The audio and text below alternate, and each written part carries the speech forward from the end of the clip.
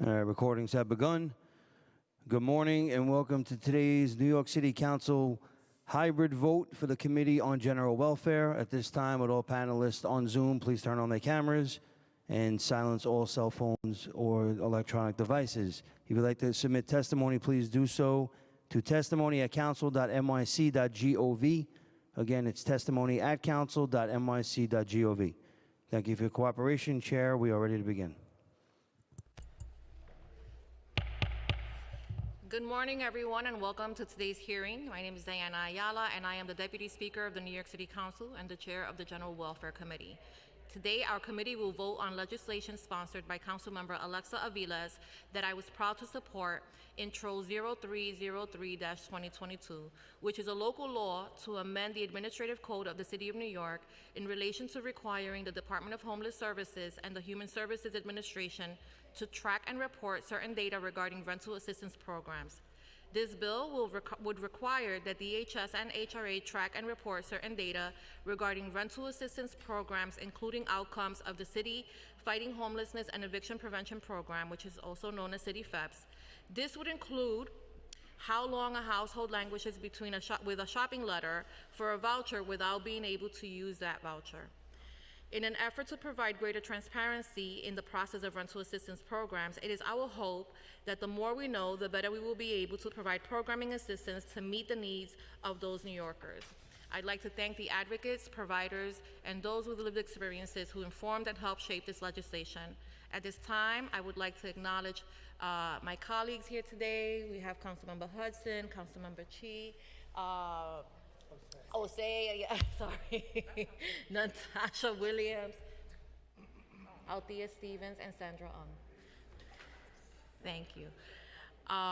Yes, Councilmember Stevens is about to get in trouble. Finally, I would like to thank the committee staff who worked to prepare this hearing: Amenta Kilawan, Senior Counsel; Christy Dwyer, Legislative Policy Analyst; Julia Haramis, Senior Finance Analyst; Rose Martinez, Senior Data Scientist; Nicholas Montalbano, Data Scientist; and my staff, Michelle Cruz, Deputy Chief of Staff. Councilmember Aviles is not here, so I think that we will now call on the clerk for a roll call. Where is he? Oh, I would like to also acknowledge that we've been joined by Councilmember Riley on Zoom. Okay. William Martin, Committee Clerk. Roll call vote, Committee on General Welfare. Proposed Introduction 303A. Chair Ayala. I vote aye. Riley. I vote aye. Thank you. Hudson. Aye. Osei. I vote aye. Stevens. I vote aye. Ung. I vote aye. Williams. I vote aye. Thank you.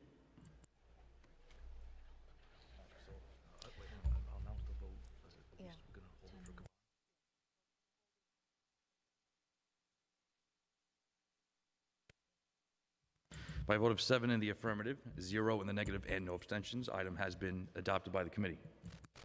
And we will hold the vote open until 10:10 to allow other members an opportunity to vote. Thank you.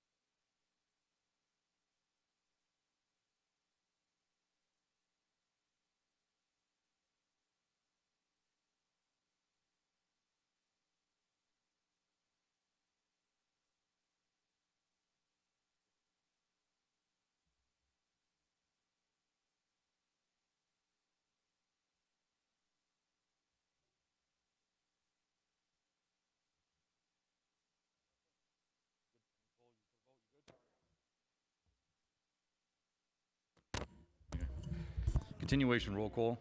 Vote Committee on General Welfare, proposed introduction 303A. Councilmember Caban.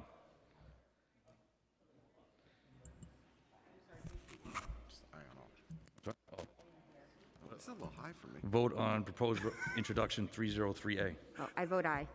Thank you. Councilmember Ressler. Aye. Sorry again for my tardiness.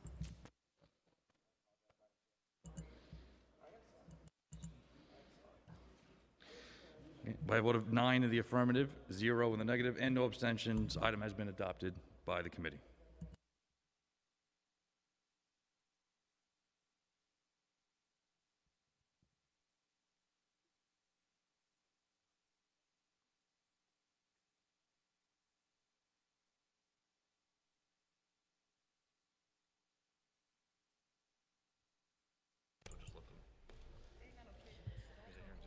All right, having had other members come in to vote, this part of the hearing is adjourned.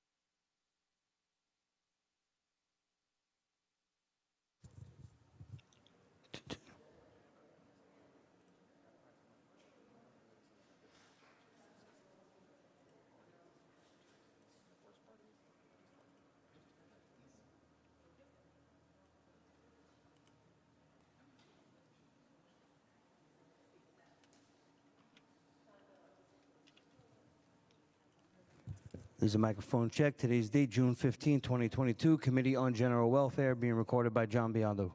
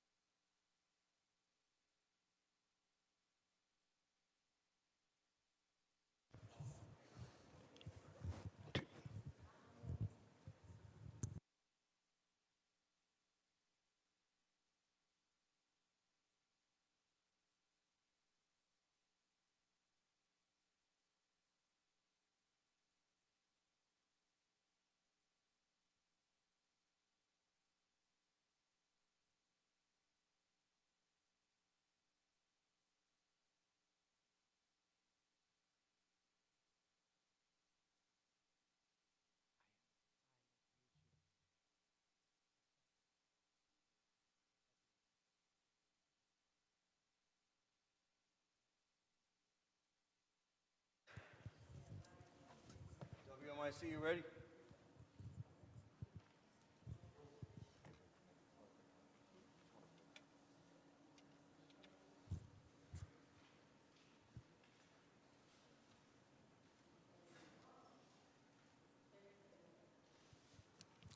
Good morning and welcome to today's hybrid New York City Council hearing for the Committee on General Welfare. At this time, would all panelists on Zoom please turn on the video for verification purposes? And to minimize disruptions, we ask you to place all electronic devices to vibrate or silent mode. If you'd like to submit testimony, please send via email to testimony@council.nyc.gov.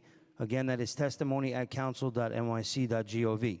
Thank you for your cooperation. Chair Ayala, we are ready to begin.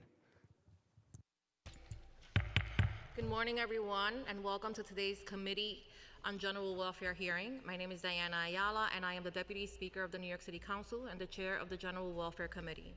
Today, the committee will hold an oversight hearing on juvenile detention in New York City. This hearing will examine the status of the juvenile justice system, including secure, limited secure, and non-secure juvenile detention facilities. To be clear, a juvenile delinquent is a youth over the age of 7, but less than the age of 18, who commits an act that would be a crime if they were an adult. Juveniles are either supervised by the New York City Department of Probation or detained in facilities overseen by the Administration for Children's Services Division of Youth and Family Justice. Adjudicated youth who receive a disposition of placement in a secure setting are placed in facilities overseen by the New York State Office of Children and Family Services. It's also important to remember that a finding of juvenile delinquency is not considered a criminal conviction and therefore does not result in a criminal record, and a family court judge and family court judges may seal any records relating to delinquency proceedings. In April of 2017, New York State enacted the Raise the Age legislation that raised the age of criminal responsibility from 16 to 17 years old in October of 2018, and then 18 years old in October of 2019. Pursuant to Raise the Age, 16 and 17-year-olds cannot be sentenced to or detained in facilities that also house adults. The influx of older youth to the city's 2 full-service secure detention facilities, Horizon Juvenile Detention Center in Mahaven and in the Bronx, and Crossroads Juvenile Center located in Bronzeville, Brooklyn, has resulted in an increased population as well as a need for change in programming and operational service delivery by staff. In March 2022, published reports of severe staffing shortages, specifically among youth development specialists, the staff hired and trained to take place of former Department of Correction guards before the Raise the Age transfer, claimed only 362 youth development specialists had been hired, down from 400 in October. This represented less than half of the 850 specialists the city said was needed to run the city's 2 most secure juvenile detention centers. In addition to reports of violence and short staffing, the overall census in juvenile detention has been on the rise. We look forward to hearing from the administration today and hope to explore ACS's efforts to ensure that adequate safety, staffing, resources, and services are provided to youth in juvenile detention and learn how the council may support those efforts. Today, we will also be hearing 3 pieces of legislation, including 2 bills, Intros 139 and 294, both of which I have co-sponsored, and Resolution number 35, sponsored by Public Advocate Williams. Intro 139 will require the Administration of Children's Services to report on the impact of deaths of parents and guardians from COVID-19 on children. Intro 294 will require the Administration of Children's Services to provide a multilingual disclosure form to parents and guardians during a child protective investigation. And Resolution number 35 calls on New York City State Office of Children and Family Services to prohibit juvenile justice agencies from using room confinement as a form of restraint in secure detention facilities and from using transitional hold as a form of restraint in detention and placement facilities. Thank you to the advocates, members of the public, and those with lived experience who are joining us today. And thank you to the representatives from the administration for joining us. I look forward to hearing from you on these critical issues. At this time, I'd like to acknowledge my colleagues who are here with us today, Council Members Williams, Hudson, Jose, Caban, Stevens, Sandra Ong, Councilmember Ressler, and I don't know if we have anyone online. No, okay. Huh? Okay. Finally, I would like to thank the committee staff who worked to prepare this hearing. We've also been joined by Councilmember Abreu. Minta Kilawan, Senior Counsel, Chrissy Dwyer, Legislative Policy Analyst, Julia Haramis, Senior Finance Analyst, Rose Martinez, Senior Data Scientist, Nicholas Montalbano, Data Scientist, and my staff, Michelle Cruz, Deputy Chief of Staff. And now I'd like to call on Council Members Abreu and Councilmember Ang to deliver statements on their respective legislation, which we are hearing today. Councilmember Abreu, you want to go first? Are you ready? Okay. Thank you.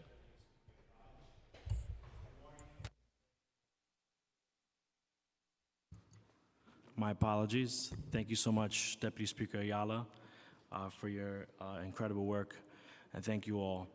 Today, I'm so grateful to be speaking in support of Introduction 139, which would require ACS to report on the impact of the deaths of parents and guardians from COVID-19 on children. The report would include important data on the race, ethnicity, primary language, income, and community district of each child placed into foster care due to a death or likely death from COVID-19. It would also capture information about households receiving services from ACS in which young adults are the legal guardians of their younger siblings due to the pandemic. Finally, and perhaps most importantly, it would require ACS to report on the unique needs of such families and the plan, if any, for ACS to address them. Just days after we initially introduced this bill, the city reported heartbreaking new data demonstrating that 1 in every 200 New York City children have lost a parent or caregiver to COVID-19, and that Black, Hispanic, and Asian children are 3 times more likely to have experienced this compared to their white peers. It's no surprise to those of us who represent communities like mine. COVID-19 laid bare the impacts of systemic racism all across the city, and disparities like these reflect yet another layer of grief we must contend with in the coming years. I am incredibly humbled by the outpouring support I've received from 45 of my colleagues on this important piece of legislation. I give my heartfelt thanks to Chair Ayala for agreeing to be a co-prime sponsor on what was my first introduction as a new member. I admire your courage and leadership in holding our city agencies accountable in service of those most vulnerable. Thank you so much. Councilmember Ang? Good morning. I want to thank Chair Ayala for giving me the opportunity to talk about Intro 294. This bill will require the Administration of Children's Services to provide multilingual disclosure forms to parents and caretakers who find themselves at the heart of some of the most difficult cases handled by ACS, specifically about those parents and caretakers who find themselves the focus of a child protective investigation. The prospect of having a child removed from your care is an incredibly frightening and stressful situation. And now imagine how terrifying it must be not to fully understand the process, all the allegations against you. But that's exactly the situation faced by many New Yorkers with limited English proficiency if you sadly find yourself in the subject of such investigation. As an attorney who represented victims of domestic violence and working in government offices, I have talked to many parents and caretakers in this situation. They might unknowingly admit to something or consent to an action without fully understanding the implications of their words or signing their names to a document. This is why it's critical that City Council requires ACS to provide to a parent or caretaker involved in a child protective investigation a multilingual disclosure form. This form will include information regarding the rights of the parents or caretakers, as well as resources that may be available to them, including access to legal services. We shouldn't take the drastic step of separating a child from their parents without ensuring that those same parents and caretakers know their rights and resources they can access to protect themselves. I urge my fellow members on Genwelfare Committee to join me to support Intro 294. Thank you for giving me the opportunity to speak before you today about this important piece of legislation, and thank you especially to Chair Ayala and the committee staff for all your work for this committee. We will now call on the administration. Jess Danhauser, Commissioner of the Administration of Children's Services. We will also call on Nancy Ginsburg, Deputy Commissioner for the Administration of Children's Services, and Charles Barrios, Associate Commissioner for the Administration for Children's Services. Thank you all, before you begin, Commissioner, would you all please raise your right hand? Do you affirm to tell the truth, the whole truth, and nothing but the truth in your testimony before this committee, and to respond honestly to council member questions? I do. Thank you. You may begin. Thank you. Good morning, Chair Ayala and members of the General Welfare Committee. I am Jess Danhauser, the Commissioner of the New York City Administration for Children's Services. With me today from ACS are Nancy Ginsburg, the Deputy Commissioner for the Division of Youth and Family Justice, and Charles Barrios, Associate Commissioner of Juvenile Justice Programs and Services in DYFJ. We are pleased to be here today to provide an overview of our juvenile justice continuum focused on detention and to discuss the bills also being heard today. ACS appreciates the committee's interest in the young people served throughout our juvenile justice continuum. Thank you, particularly Chair Ayala, for prioritizing the young people in detention, for taking the time to visit us at Horizon and meet with our staff. Your interest, compassion, and commitment were palpable and greatly appreciated by our staff, and by me. As I hope you will see from my testimony today, we have worked hard to weave the principles, programs, and services of child welfare into our youth justice programs so we can empower youth with the tools they need to succeed. ACS oversees services and programs at every stage of the juvenile justice continuum, which includes community-based alternatives for young people and their families. In addition, we provide secure detention services and oversee non-secure detention and the close-to-home juvenile justice placement facilities. The past decade has seen two major progressive reforms in juvenile justice in New York City and New York State. Since 2012, with the enactment of Close to Home, New York City youth who are adjudicated in family court receive services in or close to the communities where they live, rather than hundreds of miles upstate. These young people are placed into the custody of ACS and receive rehabilitative and therapeutic services at a small home-like residential setting operated by ACS contracted provider agencies in or near the 5 boroughs, as well as aftercare services upon their return to the community. Second, and long overdue, New York State has finally caught up to the rest of the country and raised the age of criminal responsibility. In New York City, no 16 or 17-year-old youth has been held at Rikers Island since October 2018. If they are ordered to be detained, they are now detained at one of ACS's juvenile detention programs. We've made significant strides to improve the lives of children and families involved in the juvenile justice system, with a special focus on keeping young people strongly connected to their families and communities, and by connecting youth and families with individualized supports needed to help them succeed. To do so, we collaborate with a number of city partners, including the Department of Probation, the Department of Education, the Department of Youth and Community Development, and the Mayor's Office of Criminal Justice, as well, of course, with the City Council, advocates, and providers. Despite the many challenges the COVID-19 pandemic has presented, we have worked closely with our provider community to adapt our entire continuum of juvenile justice programs to meet the needs of youth and their families while conforming and adapting to the public health demands. Our community-based alternative programs have continuously provided prevention and diversion services to safely keep youth out of the justice system and supported in their homes and with their families. Before focusing on detention, I will provide you with an overview of our juvenile justice continuum, the young people and the families that we serve, and the ways that we are continuing to strengthen our programs. Young people can be charged as juvenile delinquents, juvenile offenders, or adolescent offenders. Youths ages 7 to 17 are charged as JDs in family court. These types of cases include all misdemeanors, most violations for 16 and 17-year-olds, and most felonies for youth under 16. Effective December 2022, children under the age of 12 will no longer be prosecuted in family court except for the most serious offenses. If a judge orders a JD to be detained, the youth can be either in secure detention or non-secure detention. Only JDs can be detained in non-secure detention. ACS also has a number of community-based alternatives to court involvement and detention for young people, including programs and services centering around youth development and strengthening family relationships, with the goal of enabling youth to remain safely within their families and their communities. Judges can order youth to be in detention while their cases are pending or for sentences out of the youth parts of 1 year or less. ACS operates 2 secure detention facilities, and we contract with nonprofit providers who operate 7 non-secure detention facilities. At the disposition of a family court case, the court can order a youth to be placed in non-secure or limited secure close-to-home facilities, which ACS administers. JOs and AOs have their cases heard in the youth part in Supreme Court. JOs are youths aged 13 or 15 charged with violent felonies. AOs is the new category created by the Raise the Age law for 16 and 17-year-olds facing felony charges in the adult court system. The most serious cases are retained in the youth parts by law, while others can be removed to family court by the youth part judge or on consent of the prosecutor. If JOs or AOs are sentenced to a period of incarceration longer than a year, they serve that time in facilities administered by the New York State Office of Children and Family Services until the age of 21. The implementation of Raise the Age is historic and has required ACS to continue to transform our system as the youth we are serving are now older and stay in our care for longer periods of time due to the serious nature of charges.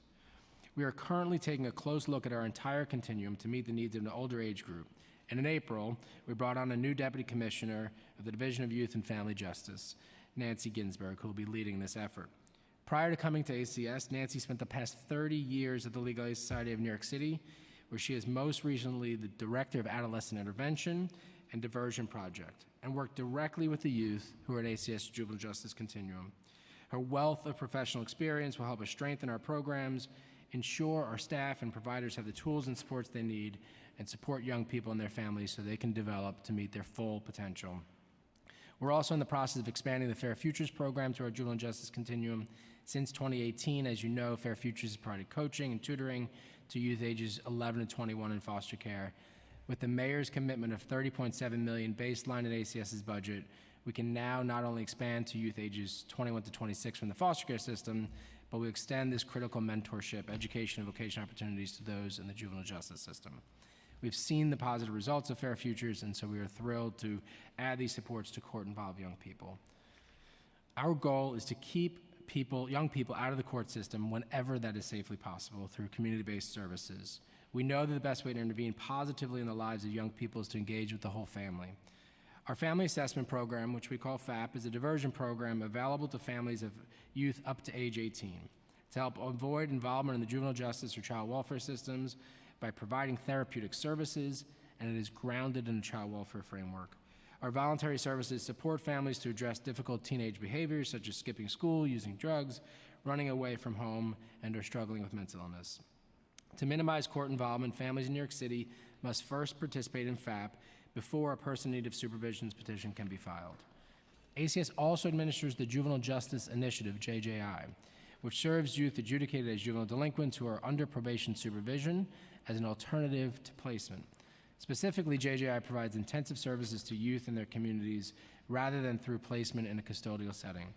JJI helps parents develop skills to support their children, enforce limits, and steer them towards positive peers and activities. FAP and JJI use home-based interventions, drawing on skilled clinicians to work closely with parents and youth in their homes and communities while engaging schools, after-school programs, and other professionals to support the family. These services range from community-based services such as mediation, respite, and mentoring programs to ACS-funded intensive therapeutic evidence-based models such as MST, functional family therapy, and brief strategic family therapy. In 2021, we served nearly 1,000 youth in these programs. Currently, MOCJ administers the city's alternative to detention programs, which are the services that youth charged as JDs can participate in so they can remain in the community and get the supports they need to address their needs. As you may know, ACS recently released a concept paper and will soon issue an RFP for ATD programs, which will be administered by ACS when the new contracts begin in July of 2023.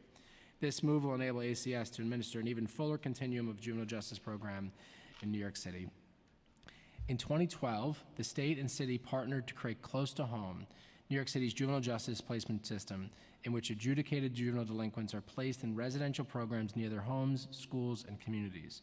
Our Close to Home non-secure and limited secure placement residents are located at 28 sites throughout the city and one in Dobbs Ferry. They are run by 7 nonprofit provider agencies. Close to Home is grounded in a youth and family development framework, and all of our providers are deeply experienced in serving the complex needs of the youth in our care. Despite raising the age of criminal responsibility, ACS has seen a decline in the Close to Home census. In the past 5 years, ACS has seen admissions to Close to Home decrease by 77%, in large part due to community-based alternatives available through FAP and JJI.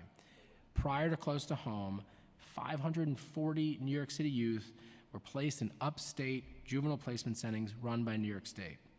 In 2021, there were 59 youth placed in Close to Home.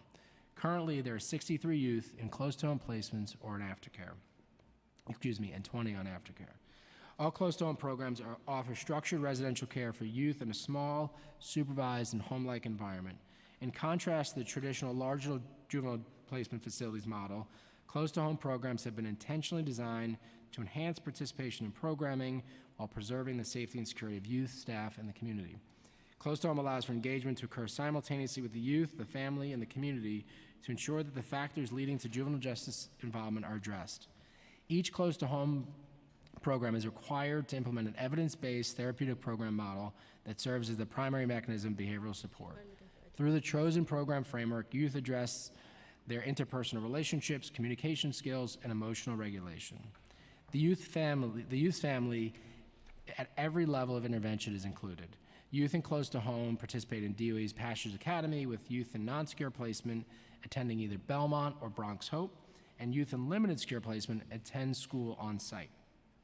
Youth returning to the community receive aftercare supervision from their close-to-home provider. The goal of close-to-home aftercare is to build on the skills youth acquire while in placement and help develop a network of support that will allow them to succeed in the community. While in placement, youth form positive, trusting relationships with caring adults. These relationships are critical to facilitate each youth's growth, skill development, and progress as they learn new ways of thinking and changing their behaviors. Residential providers build on their relationships with youth during aftercare, also leveraging broader agency resources and relationships with community-based organizations to supervise youth in the community with support from ACS and to ensure each youth's needs are being met. As you may know, in early May, ACS released a concept paper for the close-to-home juvenile placement and aftercare system. Given the census trends, the concept paper envisions a smaller, more robust system of care with a capacity of 172 beds, compared to the current system of 289 beds after the FY23 PEG is implemented. The concept paper also envisions smaller facility sizes, maximum of 8 rather than 12, increased salaries for provider agency staff, adding master's level licensed mental health clinicians and CASEX at all programs, and additional enhanced staffing such as an education vocational specialist, additional case planner, a recreation specialist, and peer counselors, mentors for youth on aftercare. ACS very much looks forward to receiving the comments on this concept paper by June 24th and releasing the RFP at the end of the summer and entering into new contracts in July 2023. While there are many off-ramps that we've described in place, including the community-based alternatives, judges in both the family court and Supreme Court's youth part may order a youth detained. Non-secure detention is a smaller, less restrictive residential setting for youth who are remanded to detention by the family courts during the pendency of their court case. ACS contracts with 5 providers, currently operating 7 NSD sites. Each NSD residence houses up to 12 youth and offers young people a supportive, family-like environment and close supervision. There are currently 34 youth in NSD. Youth attend school through Passages Academy and receive the full support of DOE services, including opportunities to engage in after-school services and access to tutoring. ACS also operates 2 secure detention sites, Crossroads Juvenile Center in Brooklyn and Horizon Juvenile Center in the Bronx. Crossroads houses young people held on securing orders from both family court and Supreme Court, while Horizon houses only youth with securing orders from Supreme Court. In calendar year 2021, 861 young people who were served in secure detention. The overwhelming majority of the youth are youth of color, 89% identified as male, 67% were African American, and 26% were Hispanic Latinx. On any given day, nearly 90% of the youth in secure detention are 16 or older. Assault, robbery, criminal possession of a weapon, and murder were the most common top charges, accounting for 60% of the youth in detention. To prepare for the implementation of Raise the Age and ensure proper staffing of both Crossroads and Horizon, ACS created a new job title, Youth Development Specialist. The YDS title represents an updated approach to juvenile justice that stresses the importance of establishing credibility with youth, connecting with them, and effectively de-escalating situations when necessary. ACS works hard to recruit YDS from across the city by doing extensive outreach in the neighborhoods and communities where our youth and families live to find qualified people committed to working with youth. All new YDS undergo an intensive 6-week training program that includes 2 weeks of on-the-job training. The James Satterwhite Training Academy provides pre-service training on fundamental skills, understanding youth development and relationships, maintaining safety and security, providing effective supervision, managing challenging behaviors, supporting mental health care, and facilitating groups. All of our YDS have received training in trauma-based approaches to working with teens and on de-escalation of conflict and anger.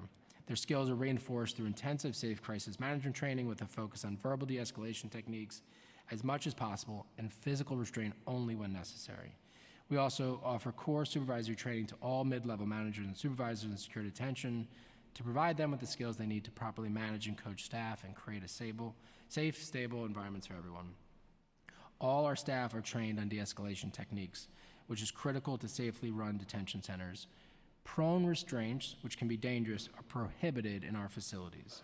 Instead, our staff are trained to employ safe crisis management, and we have SCM coaches embedded in both of our facilities.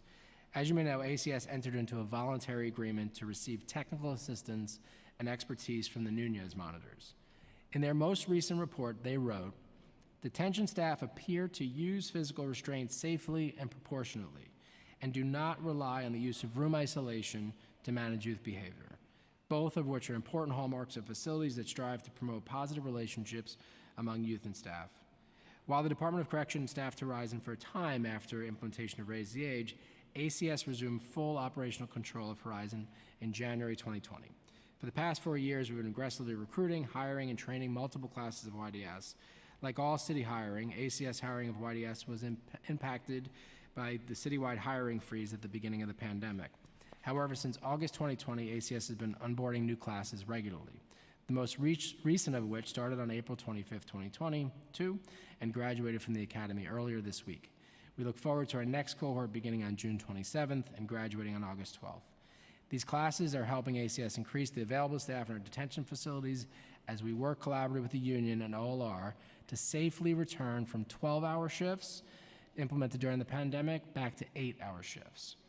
We have a full array of on-site medical and mental health care serving the youth at Crossroads and Horizon. ACS contracts with the Floating Hospital to provide health services, collectively medical and dental services, and Bellevue Hospital Center to provide mental health services. Since 2012, ACS has been working closely with health and hospitals to provide trauma-informed screening and care and comprehensive mental health services to young people in secure detention, as well as non-secure detention. Through its team of psychiatrists, psychologists, social workers, and mental health clinicians, Bellevue works closely with YDS, case managers, program counselors, and our contracted medical services staff to provide comprehensive care for all youth.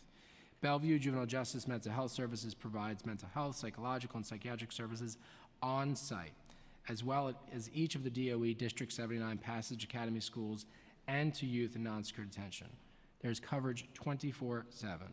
It is important to note that all mental health services provided in the secure and non-secure detention facilities are voluntary, and approximately 95% of the youth are engaged in mental health services.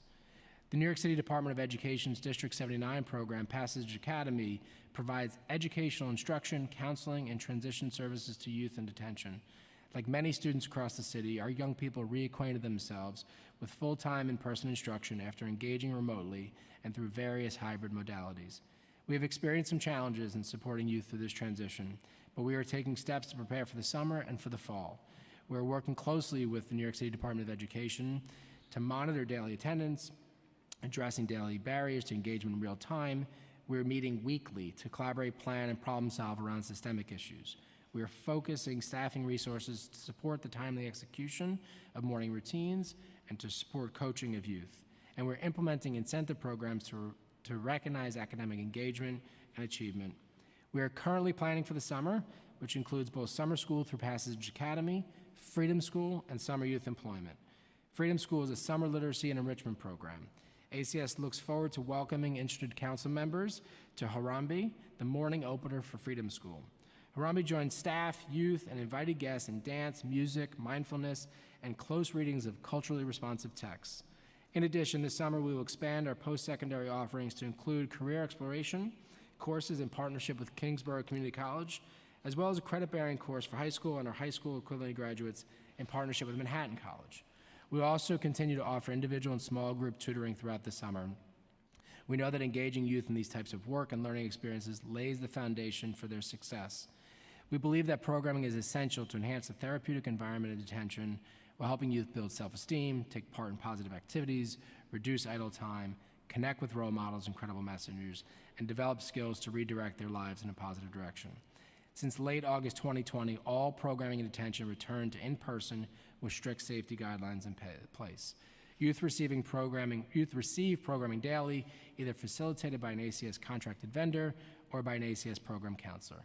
We work closely with a variety of program vendors such as the Center for Community Alternatives, Sprout by Design, Audio Pictures, The Kite, and Carnegie Hall, so we can offer a range of social enrichment, recreation, and pro-social activities every day.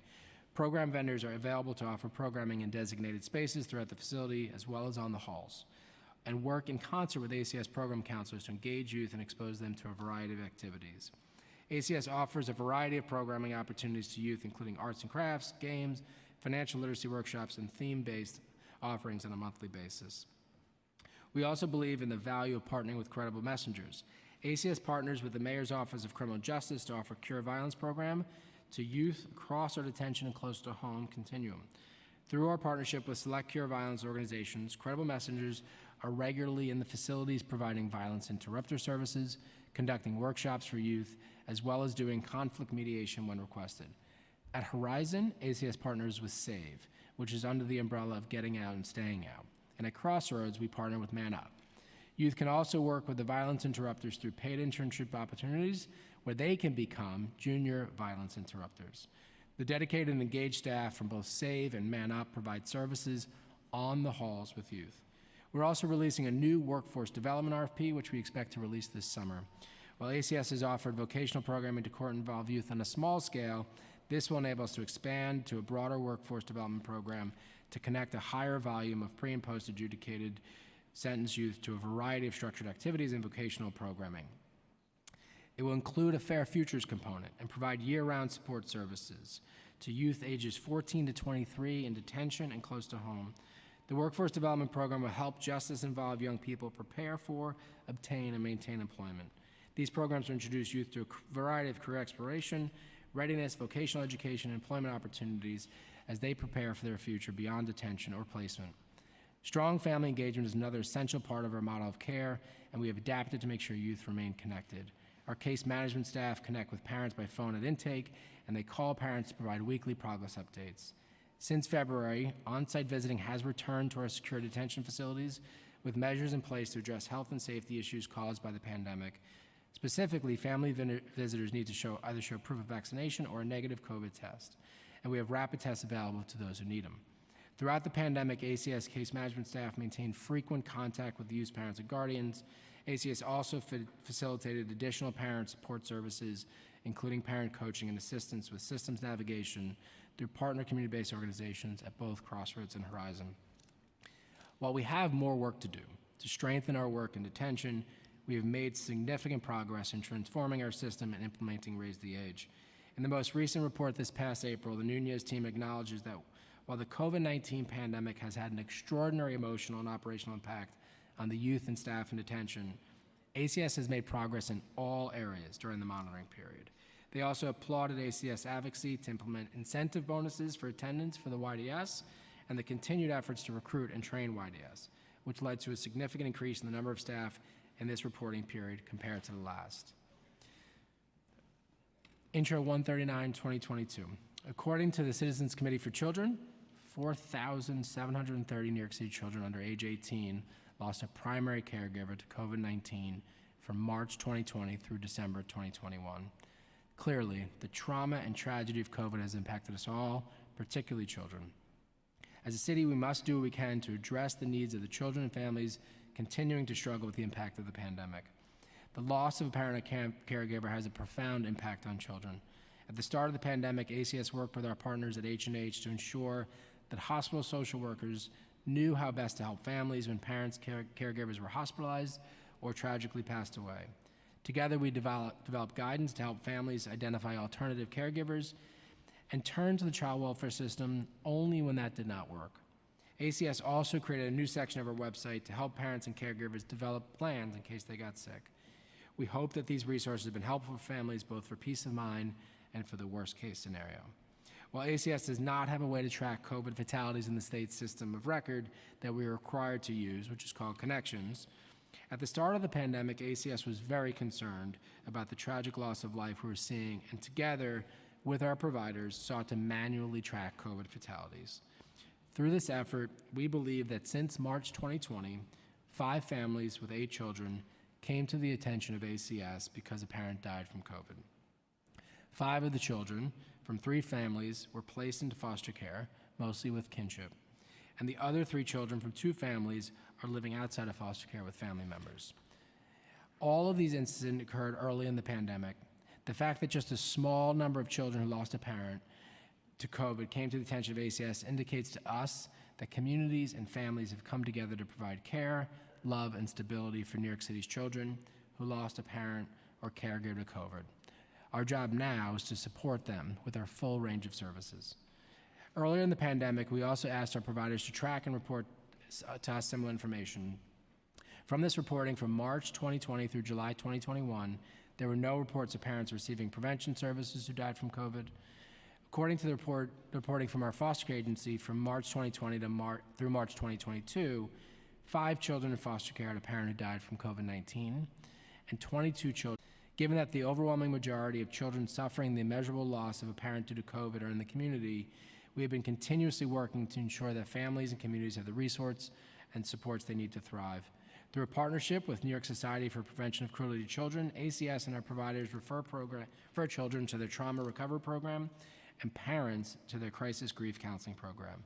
In addition, at the start of the pandemic, we created new website pages that we continue to update, one for families and one for youth, to provide information about how to access resources and supports needed. Our child protection staff, the community partnership programs, the family enrichment centers, and the prevention service agencies have spent the last 2 years providing families with diapers, cribs, hand sanitizer, face masks, food, formula, laundry cards, and transportation. I want to take this moment to thank them all for their incredible work and for their commitment to making sure that families have the supports they needed during this challenging time. In addition, as you know, ACS is in the process of expanding our family enrichment centers from 3 to 30 over the next 3 years in the communities that were hardest hit by the COVID-19 pandemic. These new community resources will be available for years to come as communities and families navigate with the lasting impacts of the pandemic. While ACS appreciates the Council's interest in ensuring the children who have lost a parent or caregiver to COVID-19 receive the services and support that they need, we do have some concerns with the proposed data reporting required. Given the thankfully small number of children who lost a parent to COVID who are placed with ACS, we are concerned that the reporting could violate confidentiality laws. In addition, ACS does not have a data system that records the information required, and as such, we would need to manually track this information for the next 10 years. ACS looks forward to negotiating this bill with the Council. Intro 294-2022 would require ACS to provide parents or guardians with a multilingual disclosure form during a child protective investigation, with information about rights, investigation, contact information for legal organizations, and contact information for the ACS Office of Advocacy. ACS agrees that the parents and guardians should receive written information regarding the child protective investigation and resources that can help them and their family. We look forward to negotiating this bill with the Council. In conclusion, I would like to thank all of the staff across the juvenile justice continuum for all of their efforts to provide a safe, supportive, caring, and programmatically engaging environment for youth. I know that this has been even more challenging throughout the pandemic, and this work has not gone unnoticed. I've been visiting these sites and facilities regularly and so impressed by the dedication, commitment, thoughtfulness, and creativity of our teams. Thank you, Chair Ayala. Thank you, members of the General Welfare Committee. We look forward to taking your questions. Thank you. I would like to acknowledge that we've also been joined by Councilmember Lee. Thank you, Commissioner, for your testimony today. I want to start by acknowledging the great work that your team has been doing. I was very fortunate to visit the Horizon Juvenile Detention Facility in the South Bronx and was very impressed with the dedication that the staff show to the young people detained there. I guess that the first question would be, how are we doing in terms of numbers? I don't know if I captured that, if I caught that in your testimony. I know that during the time of our visit, we were seeing some of the highest numbers of detainees, primarily due to the fact that the court system was so slow. Where are we in terms of numbers today? So as of this morning, in secure detention, we have about 150 young people in secure detention. and an additional 30 in non-secure detention. That is about the same place where we were when you visited us. We are seeing an increase in young people coming to secure detention, but we are also starting to see the courts move more quickly. So we're really pleased to see that. So we're at about the same census, but we have seen both an increase in admissions and in exits. Okay. Do you know what the average age of those detained is? I'd have to get you those exact numbers, but about 108 are adolescent offenders, 31 are juvenile offenders, so they'd be the younger ages. We have 8 children who are classified as juvenile delinquents in secure detention and 31 in non-secure detention. So that should give you a little bit of a range of the ages. Okay. The kids who are classified as juvenile delinquents in secure detention tend to move much quicker through the system. So we have 8 there this morning. Okay, so when you get the age ranges, so maybe I think this pretty much clarifies that for me. But I would also love to know what the youngest age of a detainee is. Can you also share what the current length of time is? Sure. As a result of the slowdown? Sure. I'm going to let Deputy Commissioner Ginsburg give you because we do have the exact ages. Okay. So we'll give that, and then we can talk about length of time. Did we swear Deputy Commissioner Ginsburg in? Yes. Okay. All right. Good morning. Good morning. The vast majority of young people in secure detention are between the ages of 15 and 17. Approximately 60% fall within that range.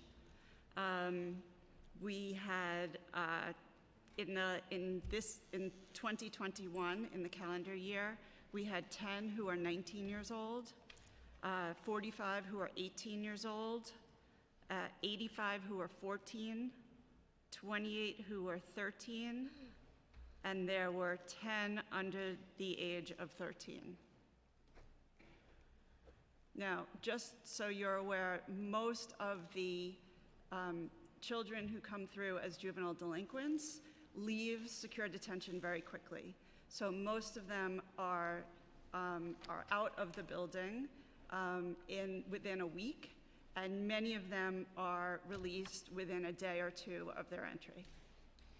That makes me feel better because I think my heart just sunk to think that we have that many young, children in the system. It's heartbreaking. Oh, I had to catch my breath there for a minute. Can you share a little bit regarding? So I've been there. I've seen what it looks like. What does so the court cases have started to ramp up a little bit. So why are the numbers still so high? Is it because we're incarcerating at a more rapid rate, or is this? I'm assuming a lot of this is tied to the gun violence work that the NYPD has been doing. So as you know, secure detention is pre-disposition, right, pre-trial. So the young people who come to us there have not been convicted, and so we are working with them. We are seeing an increase in the number of young people coming into care. It's sort of evened out by the increase of exits of children through the family court.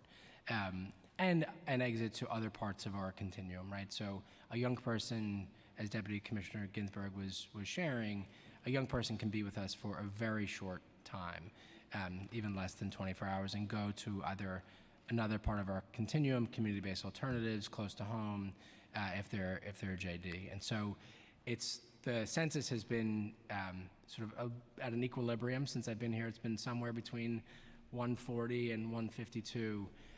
But over the past few months, we have seen an increase of young people coming to us and an increase of young people exiting.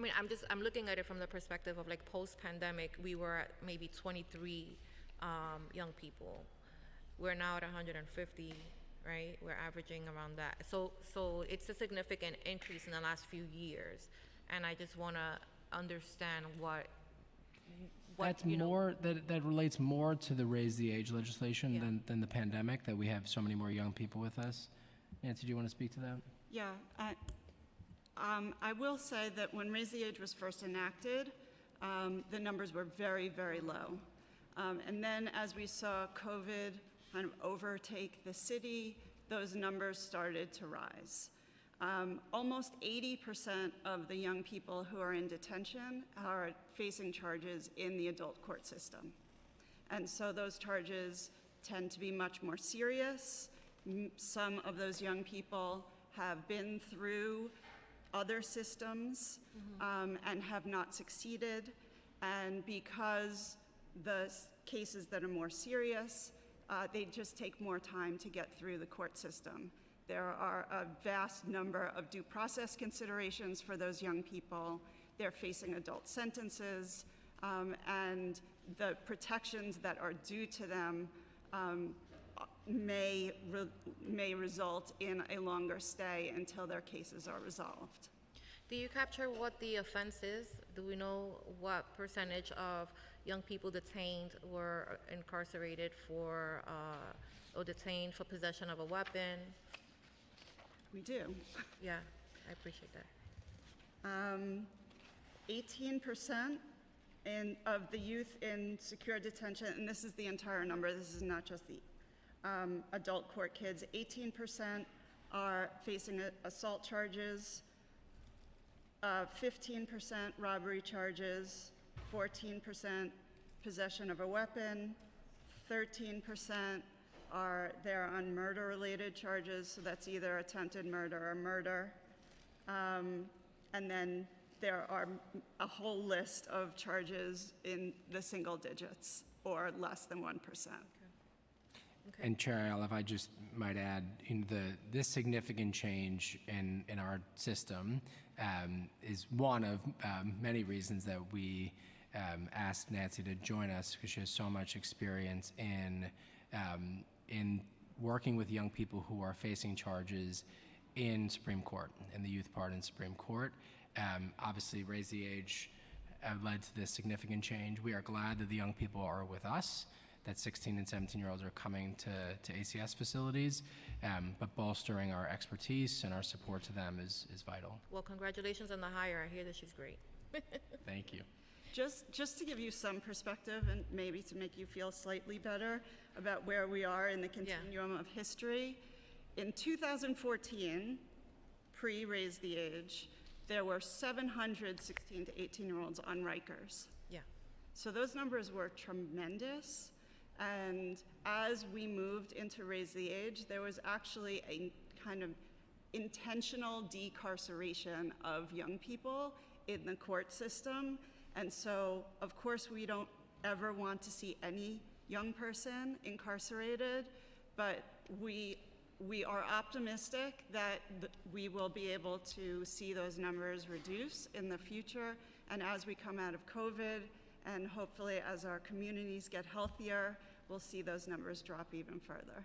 And This is combined with a 90% increase of young people who were upstate and now are in our close to home programs. It was over 500 upstate. Now we've got about 63 in close to home. And how many young people have transitioned over from one of the two facilities to Rikers in the last year? Do you know? A de minimis number, a very, very small number. So after sentencing, they go, if they're under 21, they'll serve their sentence until they're 21 with the Office of Children and Family Services. And then they would go to adult prison following that, depending on their sentence. So that transition that you're referring to, I'm assuming when the kids came from Rikers to Horizon, when they turned 18, the pre-Raise the Age kids, when they turned 18, they were sent back to Rikers. That's not happening anymore.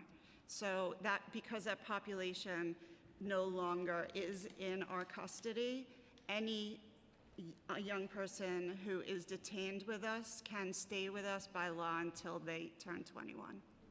Yeah. I think we should raise that to 26, but that's just me. When you walk into Rikers and you look into the faces of these young people, they look like babies. That is aligned with the brain science. So. Yeah, exactly. So I'm concerned about, and I know that you mentioned, Commissioner, in your testimony about post-attainment life and what that looks like. I think one of the biggest concerns is that young people that are leaving, I guess, and waiting for a court date are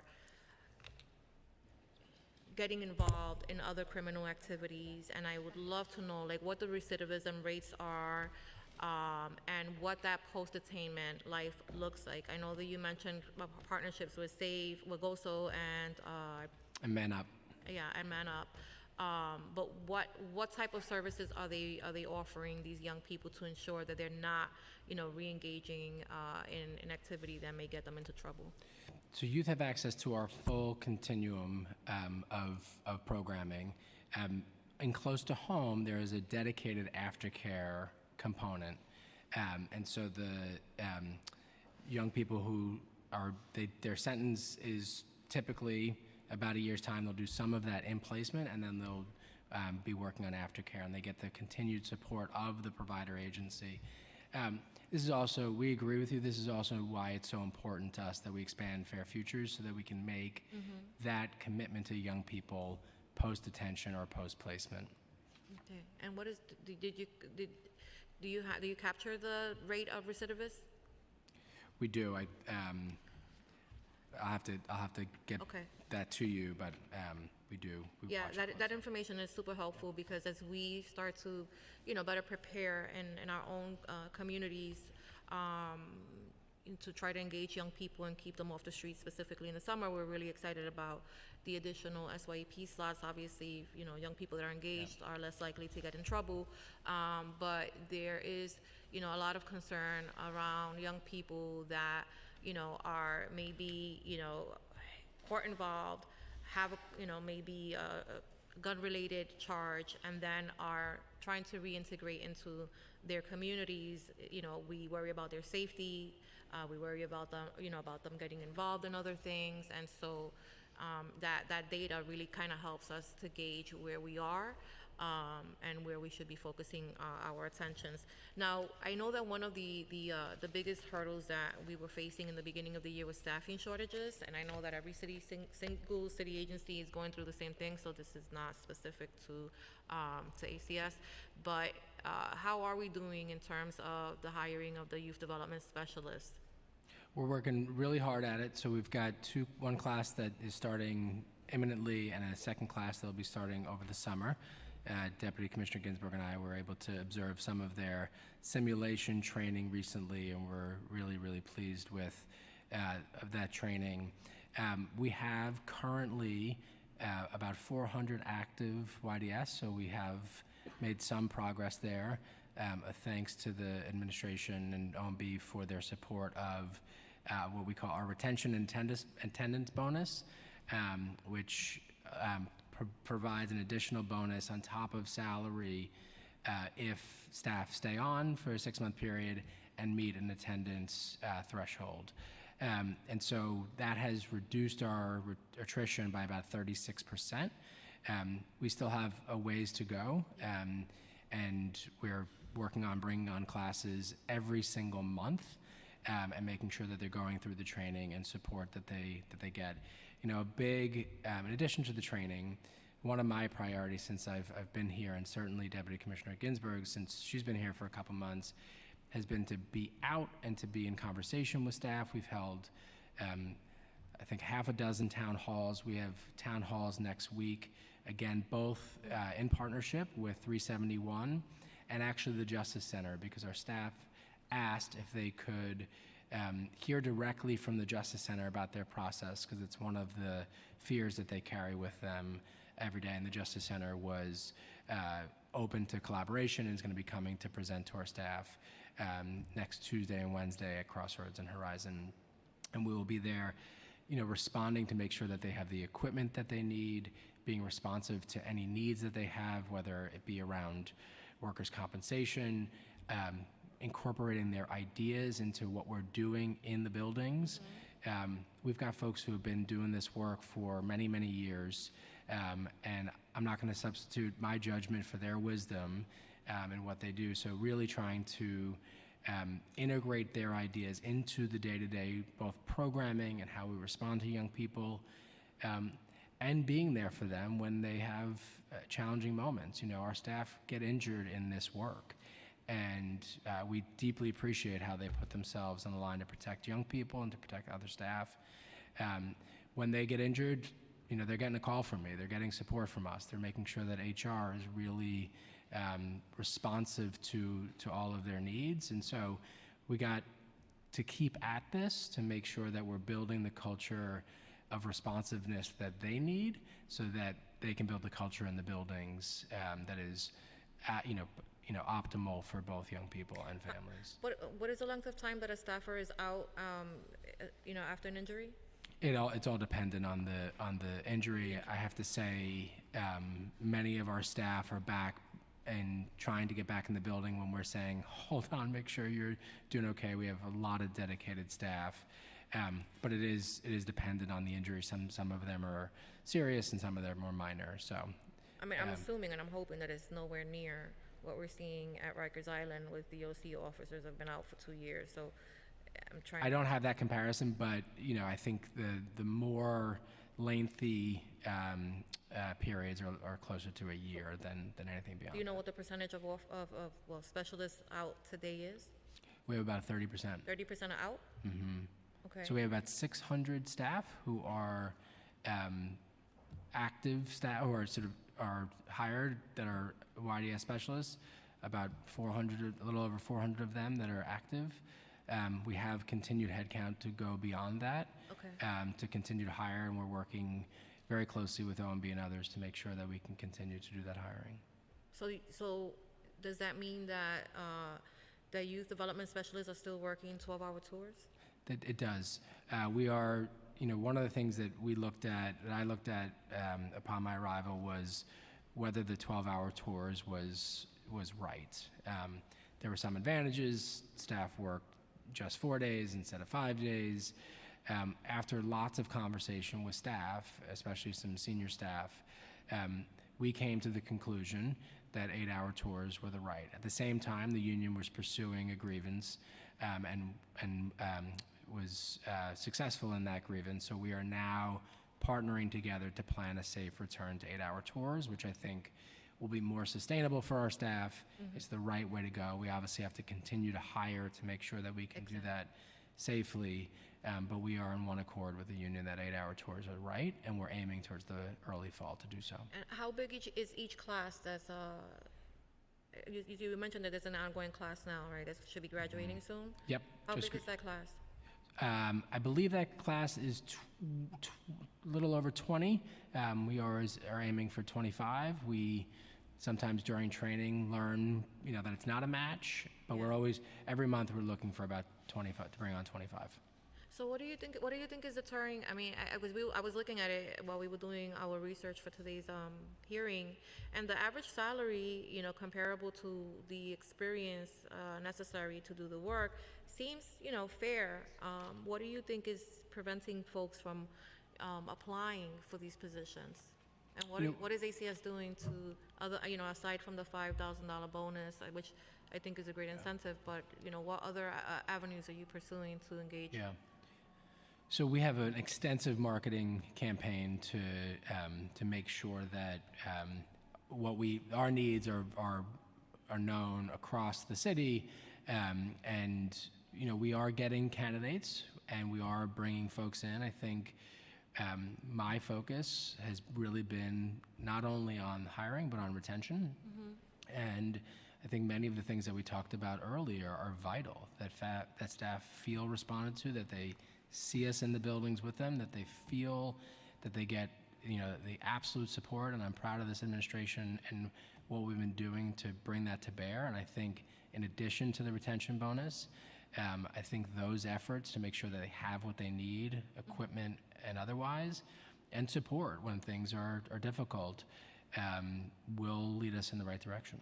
Yeah. Can I just add something? Sure. I was on a call yesterday with statewide detention leaders, and this is not just a New York City issue. Everyone in the state running detention centers is struggling with this issue. So this state is bringing us together to try to brainstorm and find best practices and see what might be working in jurisdictions, but I think this is a shared struggle that perhaps we may come out of as we hopefully ease out of COVID. Yeah. Nationally as well. We're hoping. It's a struggle across the country.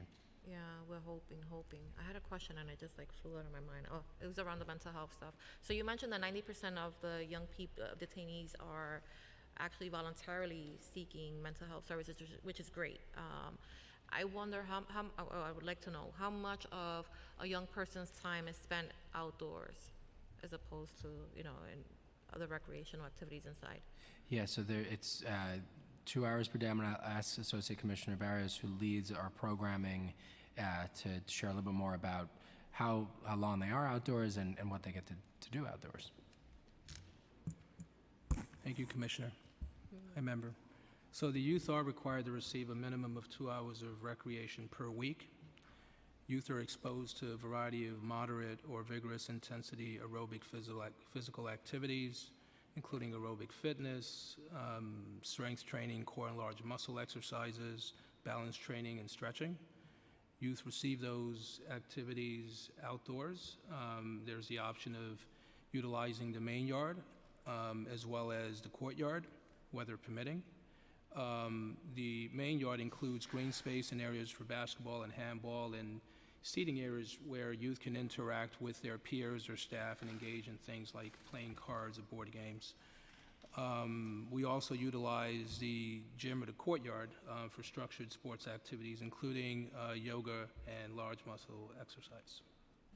Just a quick clarification, it's 2 hours per day for the recreation. Okay. We actually held this amazing event last week in Brooklyn for the young people. Cure violence providers came. There was food provided and counseling and spoken word. Yeah. And it all took place outside. It was That's really great. nice for the young people. Yeah, that's great.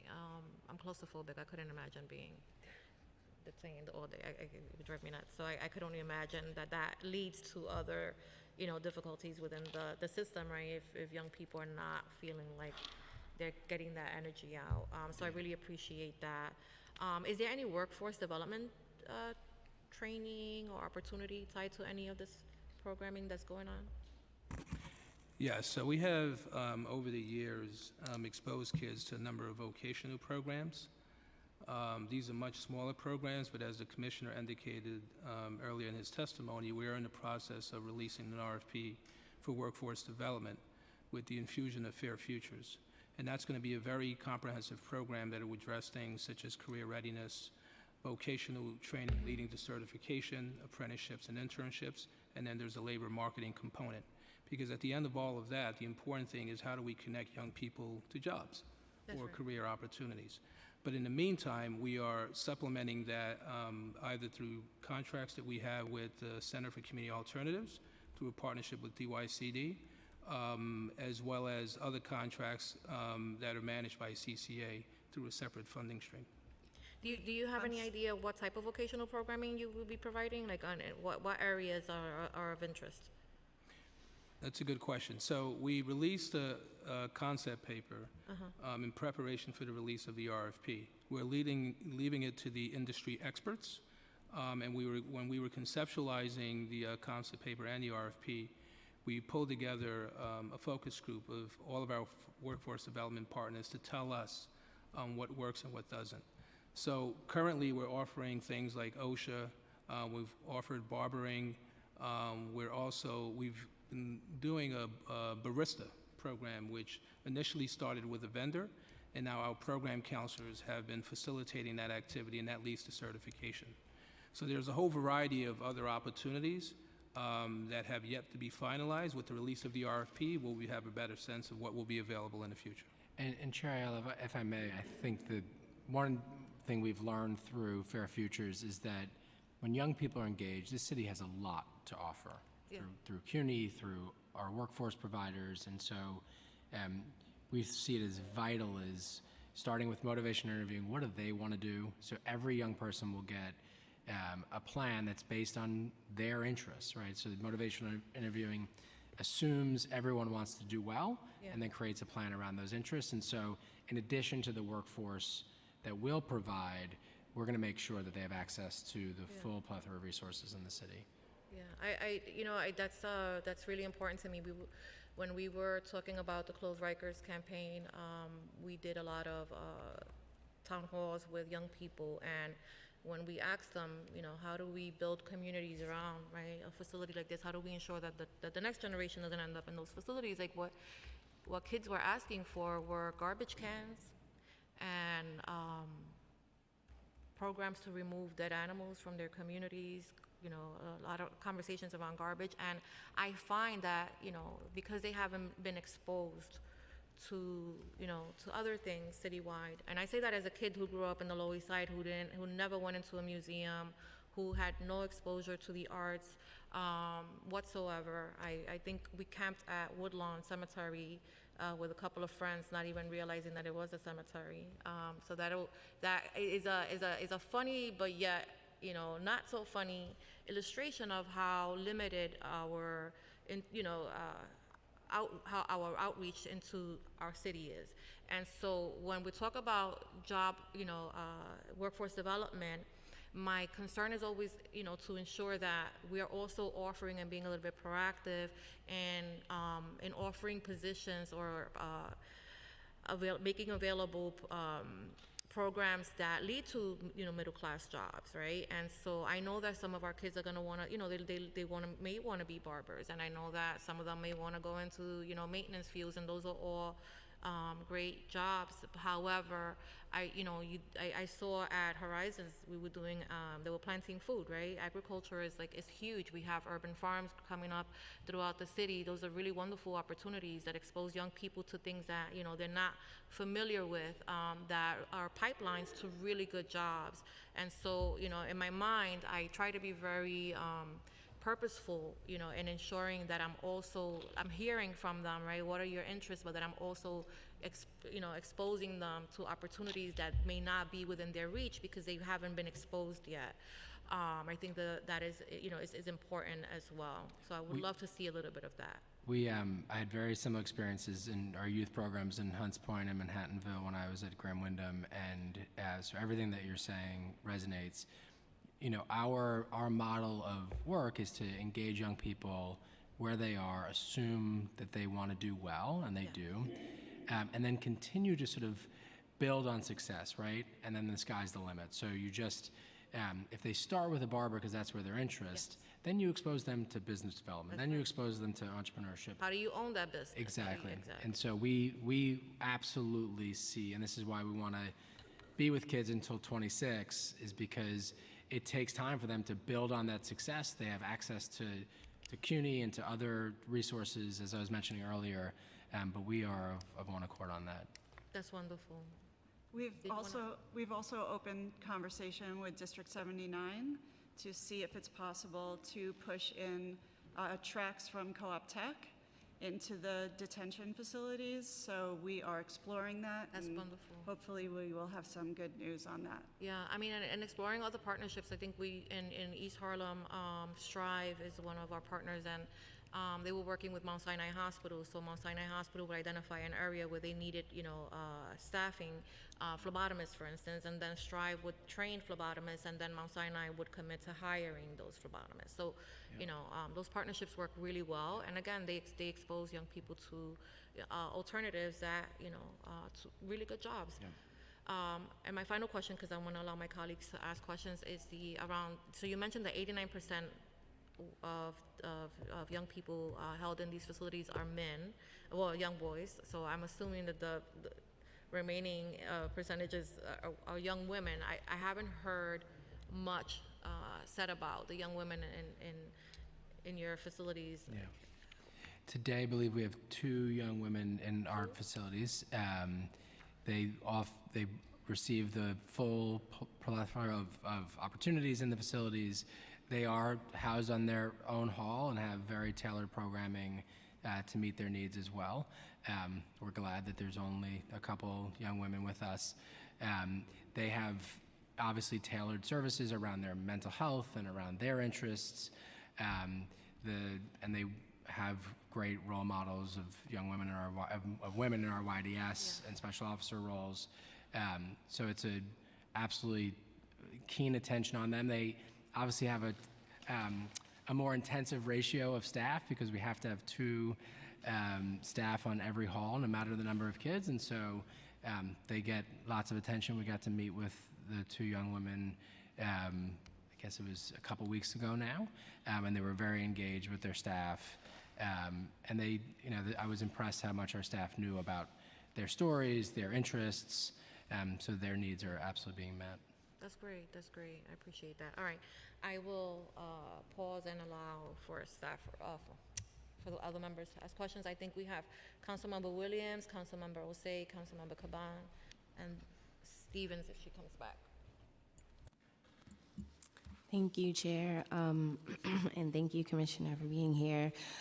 Just following up on the Chair's question around staffing, I know KPMG was hired to assist, and so just wanted to kind of understand their role, their new role. It was also said that their contract was extended. Yeah, thank you for that question. So we have a small contract with KPMG to help us do analytics, to help us look at recruitment, and they've been very helpful. It's a fairly small engagement with them, but the previous commissioner thought it was important, and we have found great success to get their advice around sort of recruitment practices.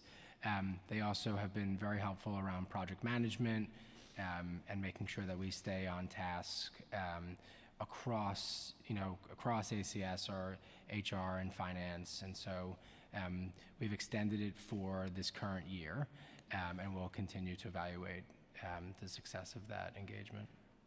Okay. And I know you said you work with Cure Violence programs. Can you detail exactly what they're doing in the centers? Sure. So they are on the halls with young people. They are doing violence interruption. They are doing direct mentoring with young people. They keep connections after young people are with us. Deputy Commissioner Ginsburg or Charles, do you want to add anything to that? Sure. So we've been partnering with the Cure Violence organizations for a number of years now. We started the partnership with discretionary funding that was provided to us through the City Council, and over the past couple of years have been working closely with Nycc. As the Commissioner indicated, these organizations and their staff of violence interrupters and critical messengers have been critical to our operations simply because they know how to engage the kids. Now, we have providers that come into the secure detention facilities to provide services on site. But those services are also provided in the community by the same credible messenger staff, and we leverage other resources available through their organizations so that there's continuity. The other Cure Violence organizations support our youth both in close-to-home and community-based alternatives. They are grounded in the community. They work in the communities to engage kids. Again, some of these organizations partner with other organizations to make sure there's continuity and to leverage other resources. So they are very hands-on. They were with us last week during our Unheard event at Crossroads. I was just going to ask if the violence interrupters that you mentioned that are in the halls, are they there all the time, full-time, or are they only there a certain portion of the day? So at the two facilities, they each have approximately 3 to 4 staff that go into the facilities full-time. They are flexible as such that when we need them there, in the event we need them to do crisis mediation, they will deploy staff into the facilities. So they are embedded in the facilities, and they are part of the detention milieu. Would you say that's helped with a lot of the security issues that staffers have reported? So the credible messengers are tapped by facility leadership and operations to engage in crisis mediation and conflict resolution.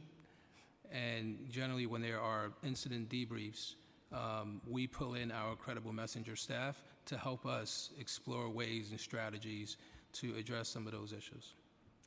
Okay, switching gears a little bit. I don't think I heard this question asked, but if it was asked, we can skip it. How many COVID-19 related deaths have occurred in juvenile detention facilities since the beginning of the pandemic? This would be inclusive of both youth and staff members. Thankfully, we did not lose any young people. We have lost 5 staff, 4 of which were confirmed COVID-19. this all preceded this administration, but I understand that there was an outpouring of support to those staff's families, and it was a very, very difficult time, but the agency responded to provide as much support as we possibly could in those tragic situations. Okay, and what is the status of construction at the facilities? So we are doing constant maintenance, and so we have staff who are dedicated to the facilities for all maintenance. We also have, Councilmember Williams, what's called RTA 2.0, which is a major overhaul of both facilities. It's a very complicated $340+ million effort to expand programming in the facilities. It's a multi-year effort because obviously we have to build it while the young people are there, but we're really pleased that our work with the Department of Design and Construction is going well, and we've got vendors who have, are doing the design, and so we have real ambitions to completely overhaul the buildings. Okay. Chair, may I ask one more question? Turning attention to Intro 139, in your testimony, you stated a few things. One, that you felt the law would violate confidentiality, and then also that you don't have the proper system to record the information. Can you talk a little bit more in detail about that? Is it that you wouldn't be able to comply with the law at all, or would it be compliance with the law? Would it just be a challenge? So we're, happy to negotiate this with the council. We absolutely agree that this is vital, that young people who've lost a caregiver to COVID have all of the supports that they need. I think there's a couple things. One is it's a smaller number than I think any of us would have imagined. And I think there's a lot to learn in that about the resilience of families and communities, but also at the same time, how much support they're gonna need from our full continuum. And so we want to make sure that all families know about our continuum. The small number does raise potential confidentiality issues we always have to be careful about, but also just this sort of ongoing reporting requirement without a state system that actually tracks that is a burden that we'd rather use, those resources to provide services, but we're happy to continue conversations about it because we absolutely agree that it's imperative that young people get the services that they need, and families who are now providing care to children without their initial primary caregiver get everything that they need.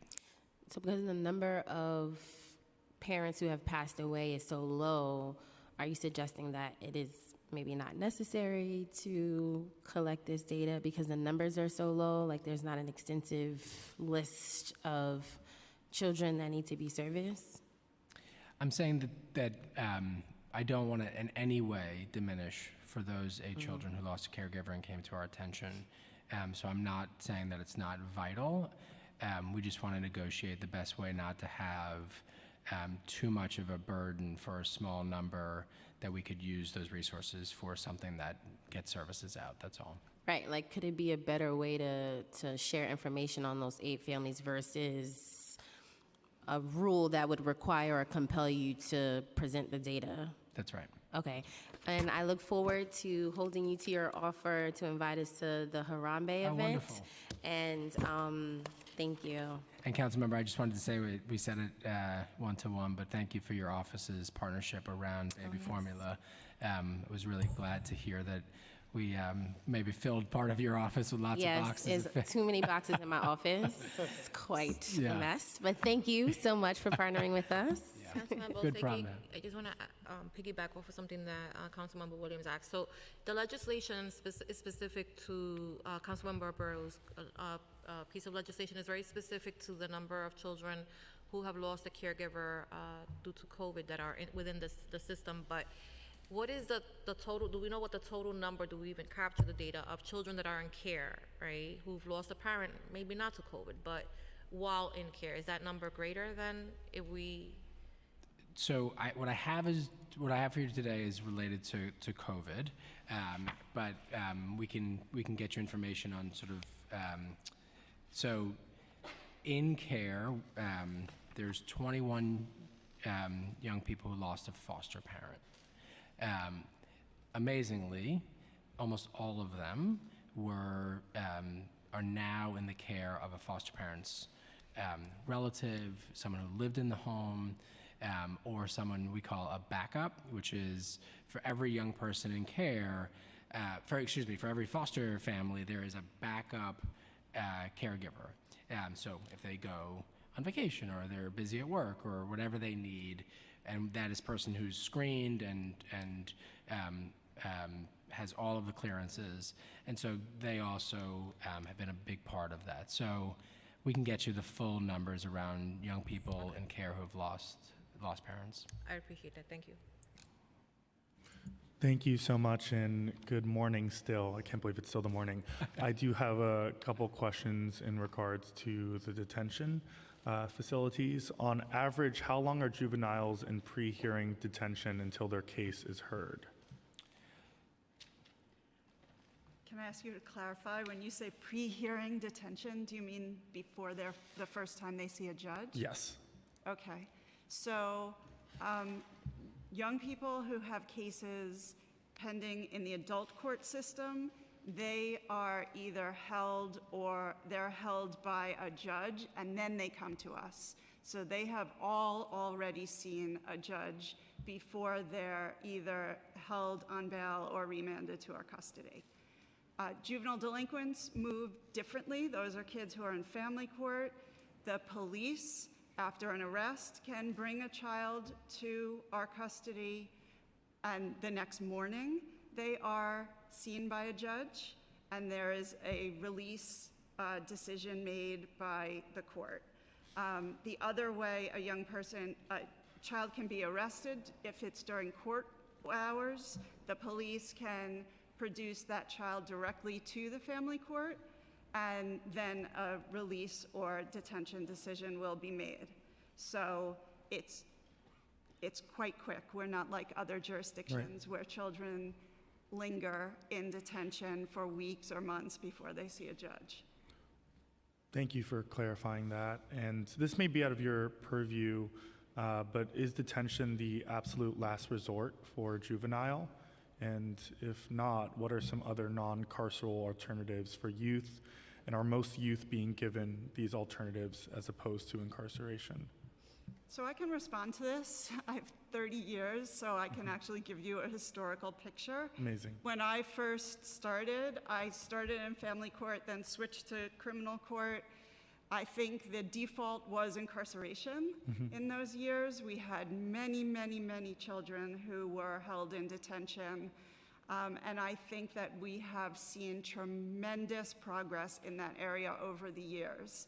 And along with Raise the Age, that boosted that progress. So I can say from a court perspective that there are very few young people who are being detained in relation to the entire system. So I do think judges have gone through extensive training, prosecutors have gone through extensive training, the defense bar has always been advocating for release, and we are really seeing the fruits of that type of orientation. And so the city has supported an increasing number of alternative to detention and incarceration programs, both for family court and the criminal court involved youth.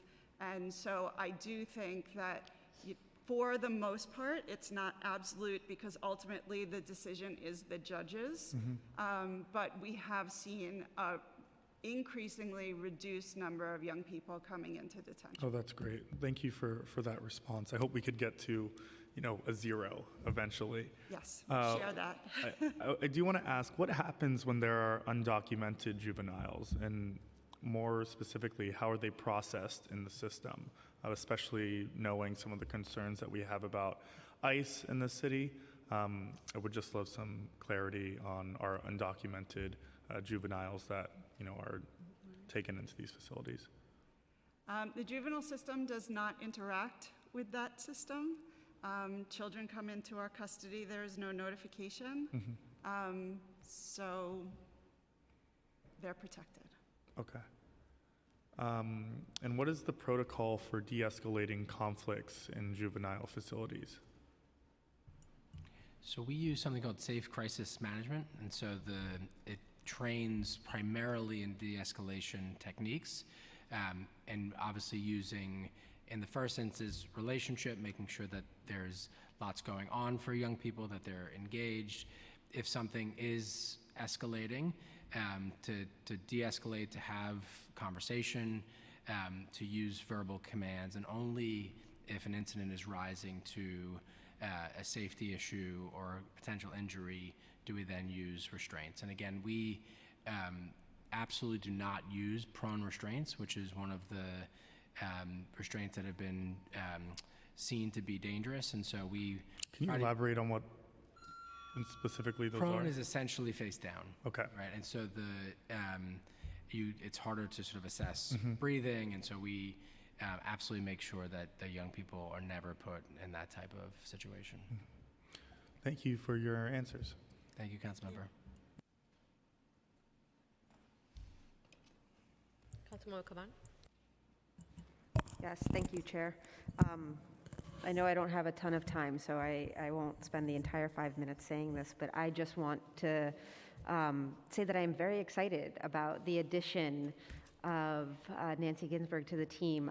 We were former colleagues, but more than that,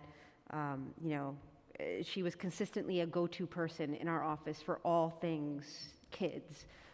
And I have heard from my former colleagues, even just this morning, that the kind of communication and support that was provided in her days as a public defender is the kind of communication and support that is being provided right now. And that gives me a lot of hope and excitement for continued positive progress in the administration. So that's exciting to me. So thank you. I appreciate you. I have a number of questions. I think I want to start with some things on scope and capacity. I know that you touched on sort of like some of the older youth programming, and in particular, I'm interested in kind of the things like OSHA and trade programs and connections to local college opportunities and things like that. And I know that you described some of that, but I would like to get into the nuts and bolts in terms of, what the numbers are, how many young folks are being touched by that? Are there any gaps? And if there are gaps, like what are the resources that are needed? Do you need more staff? Do you need more resources? How can we expand the reach of these things so that every single person has access? So access is universal to our young people to these programs, and I'll ask Associate Commissioner Barrios to speak to this in a moment. We are constantly assessing this. As you know, Council Member, with the change in Raise the Age, it really changed who we're serving in the detention centers, and so making the programming more robust and more relevant to young people at older ages is really vital. It's why we're doing the RFP around workforce development. It's why we're doing the work with Co-op Tech. Deputy Commissioner Ginsburg led a summit, if you will, with the DOE to rethink all that we can do for young people. I'll turn it to Associate Commissioner Barrios to just give a little more detail around what's current, but do know that we are constantly assessing how we can add and make sure that all young people have what they want and need in the detention. And if I could just add to that question also of like, what's the tracking mechanism for the folks that are engaging in these programs and measuring sort of the continuity of of participation, and then even measuring sort of like the outcome and the long-term outcome for that young person? So, and just to mention, the program counselor, so is a different role than the youth development specialists and special officers and other titles that you've heard. Program counselors are responsible for that as part of, and partner with case management folks who do a lot of the work around continuity. So I'll turn to Charles on that. Thank you, Commissioner. Hello, Council Member. Hi. So I'd like to start with older youth programming. The majority of the youth in our facilities now are skewing older. We have contracts in place for programming, again, through Community Center for Alternatives. We've recently embarked on an exercise to equalize programming at both facilities, as those services for older youth were initially implemented at Horizon. It's the same vendor at both facilities, and so young people have the opportunity to engage in things like enrichment programming. But what's most exciting is, as of late, we've been introducing and exposing kids to college access programming. So we have partnerships with CUNY, primarily Kingsborough Community College and LaGuardia Community College. There have been a number of courses that have been implemented, and we have 2 courses that are being implemented over the course of the next couple of weeks. One is through Kingsborough. It's a college exploration course in real estate and construction, with additional courses being developed as we speak, and those are going to be implemented in the fall. We also entered into a partnership with Manhattan College, and we're excited about that. And so we'll be offering a college course in criminal justice ethics, and this is available to young people who have earned their diploma or GED diploma. The programs that I alluded to earlier that are offered through CCA, some of those also include things like OSHA, as you alluded to, barbering, other vocational offerings.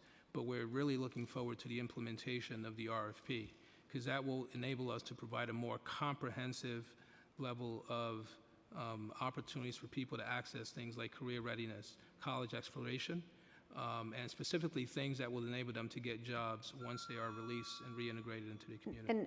And to be clear, right, I understand the description of what is being provided, but I'm interested in a data set. I'm interested in being able to see what the numbers are and what the, and being able to measure that up to intended impact to actual impact. And so I would love to follow up to be able to get some of that information. I think the anecdotes and descriptions are wonderful, but I would really like to see a hard data set on what we're seeing. And then thank you, Chair, for giving me a little bit of extra time. I'm going to ask a quick series of questions that I hope that you can answer as succinctly as possible. But I want to know, shifting gears some, like, do you prevent kids from accessing telephones as punishment? And does lack of staffing affect ability of escort staff and therefore, limit programming off the hall? And then third, and this is a piece that I will commend progress on. The last hearing that I was at, I questioned the administration with a lot of concern, because I was hearing, again, from former colleagues, that children were getting a live instructor once a week and then getting handed packets for the rest of the week in terms of educational instruction. So I'm glad to hear that there is actually regular in-person teachers with the kids. But to follow up on that, now that there is that return to in-person instruction, are kids required to go to school and sit before that instruction? So those 4 questions. So yeah, thank you. Or 3 questions, I'm sorry. So I'm going to start with the education piece. As you know, education has been one of the primary focuses of my career. It was very important when I came in. We scheduled and held the Education Summit with District 79. Leadership from District 79 came. The principals, building leadership came. We held it at Co-op Tech. Everyone got a tour of Co-op Tech after. We are being very intentional about creating prongs that we can use going forward, where we can look at individualized needs of the young people. There are many of our kids who have been disconnected from education, for some of them for years before they came to us. It is not realistic to expect them to engage 5 days a week for a full school day. Our goal is to really meet the young people where they are, to support them with the goal of getting them to participate all day, every day, understanding that some of our young people have special needs. Some of our young people are going to need one-on-one. The infusion of tutoring has been tremendously helpful in providing that one-on-one for young people who don't learn well in a group setting. And we are going to continue being very intentional about looking at the various ways we can meet young people's individualized educational needs. And we actually started a conversation about, whether or not a classroom setting is actually appropriate for all of our young people, and if there are different ways that we can provide education so that they can meet their attainment goals while still ensuring that their individual needs are met. So hopefully we will have lots to report going forward on this. the young people are engaging with their teachers. We are planning meetings throughout the summer so that we are able to hit the ground in September, and hopefully by mid-fall we'll have some positive reports for you. Thank you. And then just to do the follow-up on the other two questions, specifically asking whether kids are being prevented from accessing phones as part of punishment, and then does the lack of staffing affect availability of escort staff and then therefore limit programming off the hall? During COVID, it had a huge impact. So staffing, not only the numbers of YDS and special officers, but whether they were available to be in the building. There was lots of times where quarantine was necessary. We are working through that and are getting kids to school and to their program at a much higher rate. It is something where... What's that rate? I don't have the exact percentage for you, but we'd be happy to follow up on all of that. Please, yeah, thank you. I think, again, going back to what Deputy Commissioner Ginsburg said, our young people need to be engaged. They, in the morning, getting them to school as a hall is something our staff are really committed to. They're waking them up, they're getting them ready, and so if they know what they're going to is individualized and what they care about, we think we'll see a much improved rate. Around the phone calls, taking phone calls away is never a punishment. They have a minimum number of phone minutes that they absolutely get, and in our Strive program, they continue to earn more minutes as they escalate along the behavior continuum. Excuse me. Just to add to that, I have been attending the resident councils. These kids are very excellent self-advocates, and they have been asking us to consider increasing the base number of calls or the number of minutes that they can earn.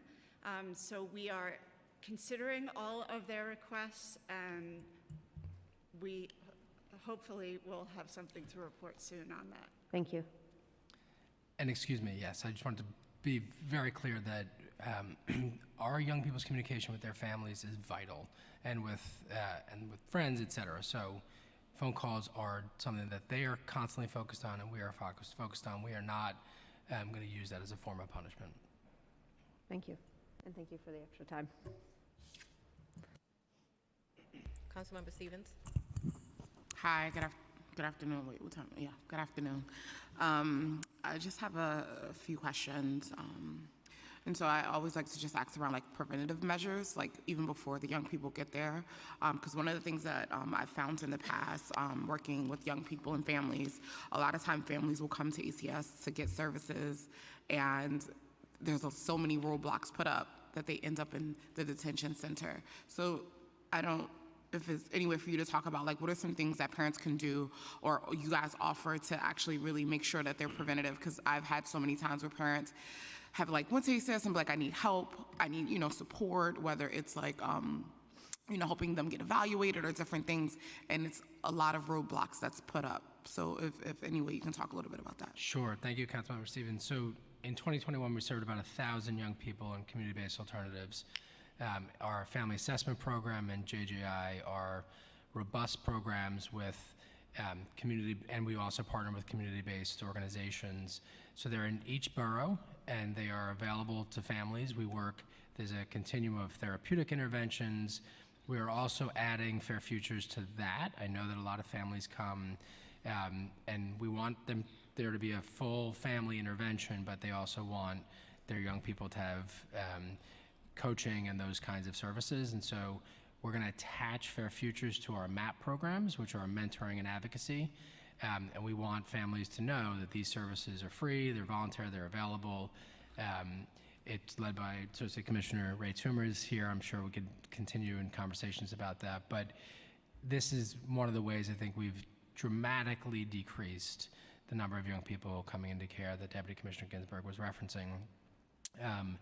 FAP is available outside of the court system, and JJI is for young people who are designated juvenile delinquents and at adjudication. They come to JJI rather than going to placement like close to home. Yeah, no, I just had so many encounters where families would look for services and, go and they would be like, oh, you have to get the guardianship and all these different things and all these different barriers. And so just really thinking about how we even trying to prevent this and working with families so that young people don't have to end up in the detention centers. And can I just say really quickly, Councilmember, if you have anybody who runs into such a situation, we'd like to know right away. It's a real commitment of mine to ease pathways to our prevention services, both in our child welfare and juvenile justice continuums. It should not be difficult to access. This administration is really committed to that access, and we have available services, and we'd really love to hear if anybody's running into any challenges in that regard. No, absolutely. I will definitely connect. I mean, this was more when I was in direct service, but there's been quite a number of families that I know who's had multiple issues of just getting any services, going to court and trying to, do the different things and take the avenues. And then, their young people ended up in a detention center. So just another question I have is around, we know that when anyone goes into a detention center or anything like that, it affects the whole family. What specific services do you offer to families while young people are in detention centers? Because sometimes even that is traumatic, and if you offer any at all. Because I know there's aftercare sometimes for families, but is there anything being offered to families while their young people are serving to kind of help them and support them? So we have case managers in each building. They're assigned to each child, and they are the conduit to the family members. And they can take calls from families. They report out information to the family members about young people's progress or struggles they might be having. They might facilitate treatment team conferences. If a child has a particular issue, they coordinate with the Bellevue mental health team to ensure that parents are aware of the services being provided. The Bellevue mental health team also contacts parents and are in communication with parents about the treatment that young people are getting. And each site has parent advocates, and there is an ombuds person in each building that is available for parents to contact. Yeah, and those are great. Obviously, those things are needed, but just thinking about some other things around like parent support groups or, things like that are things that I think are important and we should be thinking about as well, because it's a hard task, and a lot of times these parents have gone through so much, and, having their child there, whether that's like counseling or support services is something I think is something we should definitely be thinking about as well. And if the chair allows, I just have one more question. I know we talked about staffing and things like that. Can you talk a little bit about what that training looks like for the staff and what, what's being offered for them to be able to work with young people around like therapeutics, and like what are some of the requirements and candidates that you're looking for? Sure. So it's a 6-week training course. They start with 2 weeks in our James Santa Wright Academy. They come to the detention facilities for 2 weeks and do on-the-job training. This is important, right? A lot of folks will say, oh, training was very different than, so it's woven in, and then 2 weeks they go back into the academy. It's many of the things that you mentioned. It's around engaging young people. It's around creating safer environments and supervision. It's around de-escalation.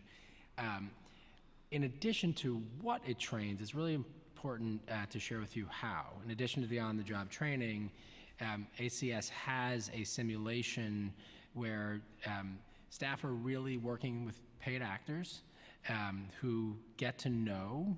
They've all been in the facilities. They've all learned about it, and they get to know. They represent young people, some who might have a special need. They represent young people who might struggle with anger. And we got to watch actually last week with the deputy mayor the new IDS going through this, and then they debrief and learn. So it's, in addition to the content, the sort of practice modality of continuing to get to practice and debrief and actually watch themselves go through this process has been really powerful. And what qualifications does one need to have? And because even with that training, and it's only 6 weeks, what qualifications does one need to have to do this work?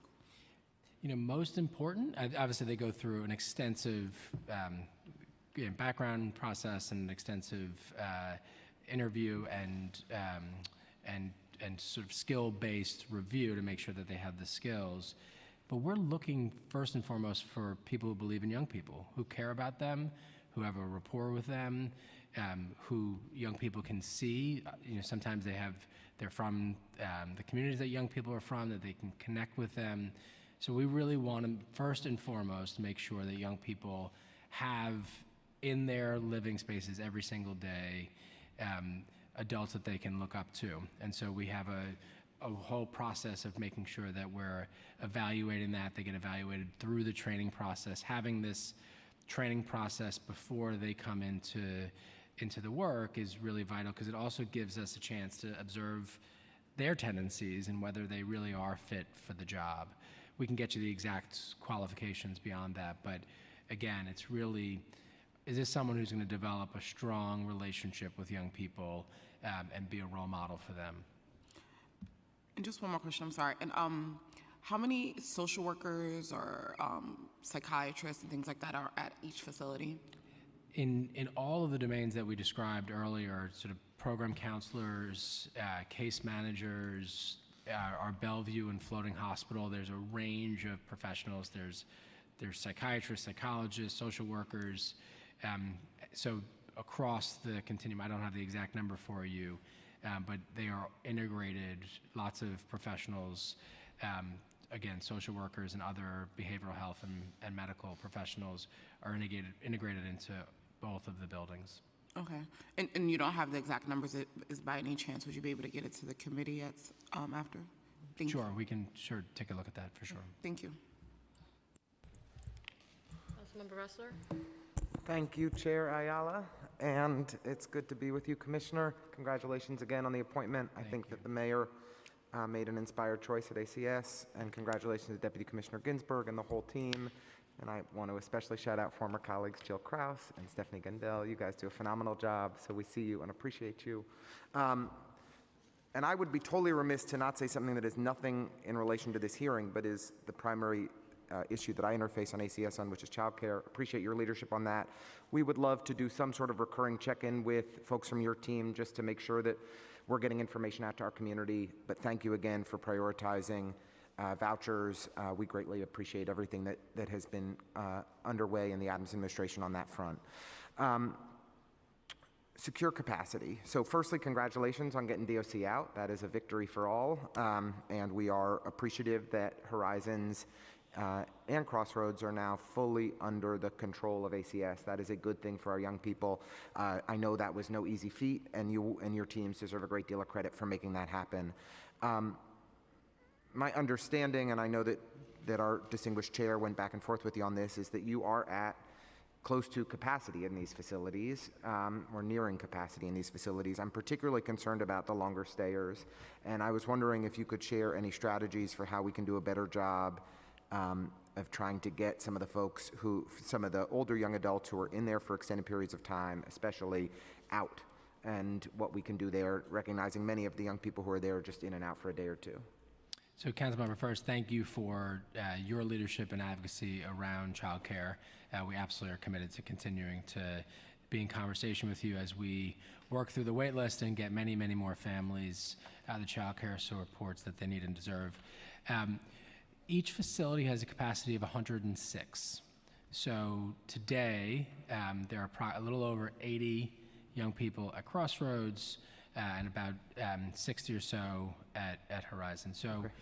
we are not quite at capacities, thankfully. Clearly, the kids who stayed long times, and we're talking multiple years, as you may know, for some young people who were with us through the pandemic, we are seeing the courts move more quickly. Our role is to make sure that they have access to their attorneys, as Deputy Commissioner Ginsburg mentioned earlier, for due process, and that they're getting to court. We have a dedicated group of staff, our court services staff, that transport and make sure young people are safe. We have been working with the court system. We flag for them young people who have long lengths of stay that do not have upcoming court hearings in the near future. I have to say that Judge Mendelson Richardson has been very supportive in that regard, and we are pleased to see the courts beginning to move more quickly. Okay, if we can be helpful in advocating together, we're obviously happy to do so. I know that our colleagues in Albany added some family court capacity in the budget that was needed. I've been dismayed at the speed at which the courts have moved, both as it relates to our young adults and our adults. And people have been stuck in detention, stuck in jails that they should not be in, and I am deeply disappointed about it. As it relates to non-secure detention, where are we at capacity there? Are there any current plans to expand close to home, or is that not needed at this time? We are in good shape on non-secure detention. So we have, I think we're at around 25% capacity for non-secure detention. For close to home, we really recently released the concept paper and are moving towards the RFP.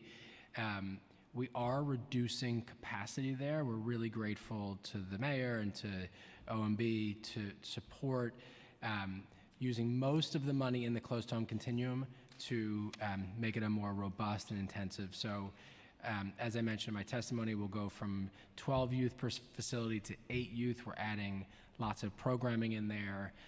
We're adding the close to home work through the workforce RFP. So we were at 301 capacity close to home.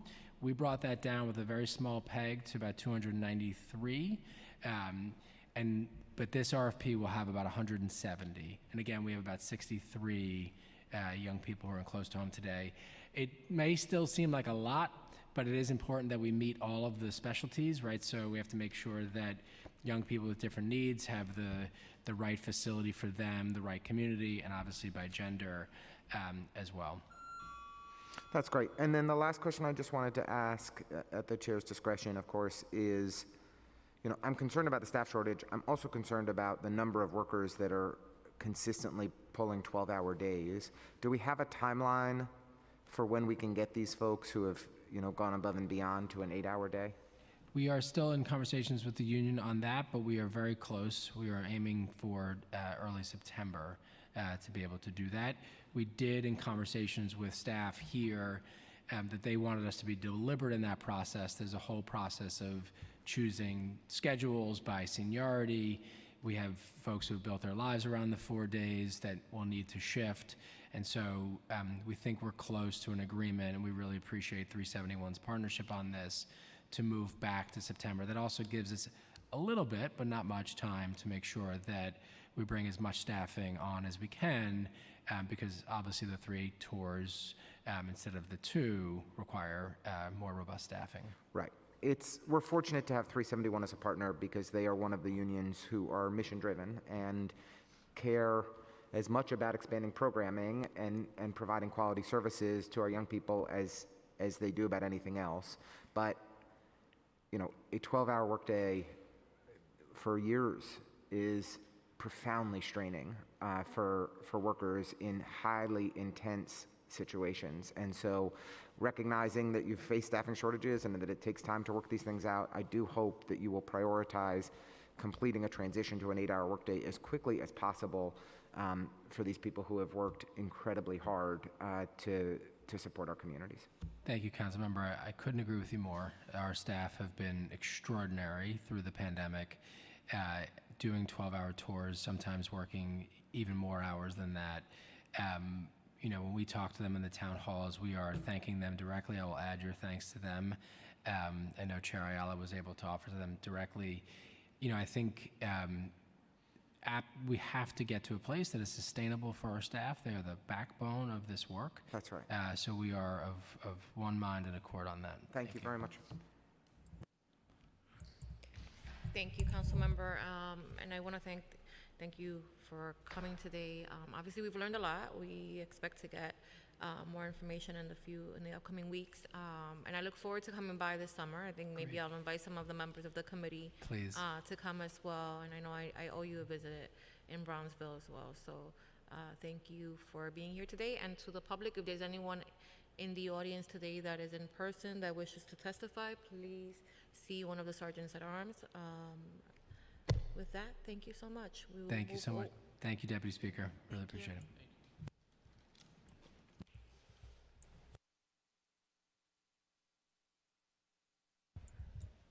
All right, we are now going to move on to public testimony. And as of right now, all of those who have signed up for public testimony will be joining us virtually. And with sort of the, oh shit, are they doing? I am now going to call up the first panel. The first panel, and again, just a reminder that members of the public have 2 minutes to testify.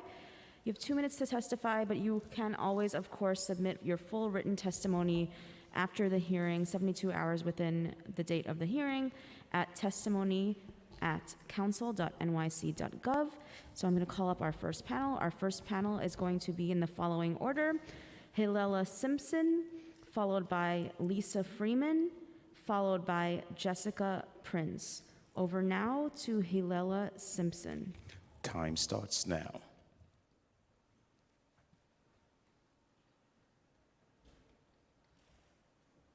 Hi, my name is Hilela Simpson. I am a trial attorney in the Juvenile Defense Unit at NYCDS. My colleagues and I represent children in felony raise the age cases in both Supreme Court and Family Court.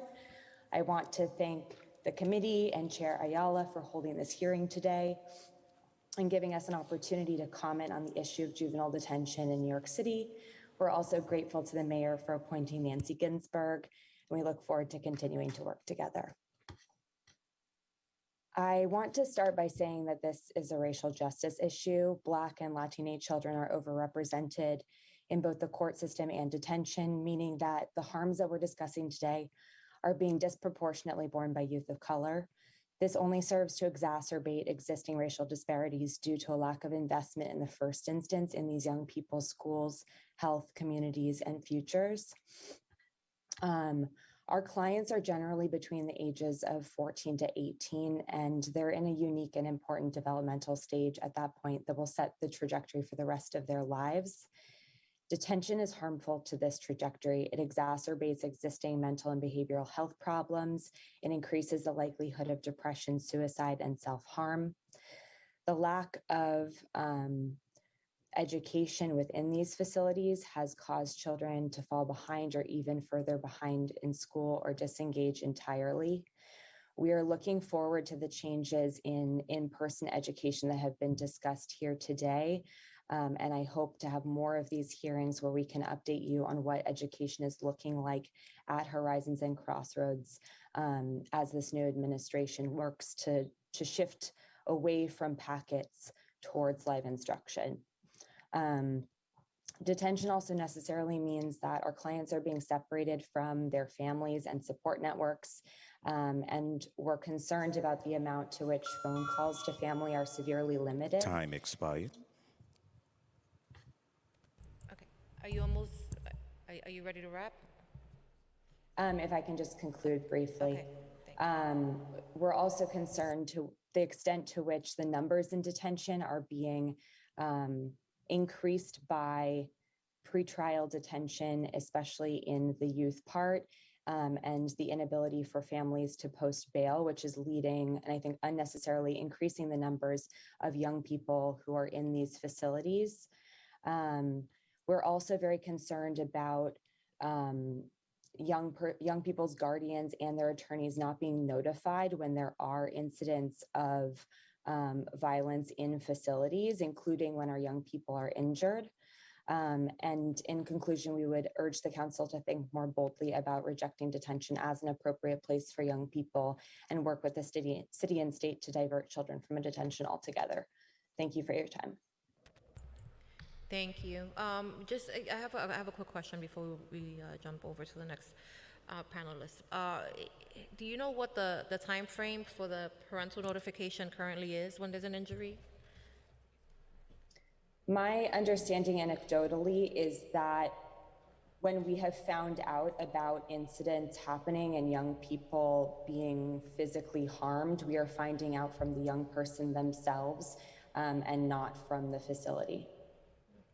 All right, thank you. Thank you for your testimony, Hilela. Now going to turn to Lisa Freeman for testimony. Over to Lisa. Time starts now. Good afternoon, Chair Ayala, and thank you so much for giving me the opportunity to testify. My name is Lisa Freeman. I'm from the Legal Aid Society. Formerly collaborated quite closely with Nancy Ginsburg, and I'm also thrilled to have her in her new role. I'm the director of the Juvenile Rights Special Litigation and Law Reform Unit. We represent the majority of children charged as juvenile delinquents in family court. And our criminal defense practice represents the majority of those charged, of young people, of children charged in adult court, both as juvenile offenders and as adolescent offenders. So I want to just touch on a couple of points that some of which have been mentioned already.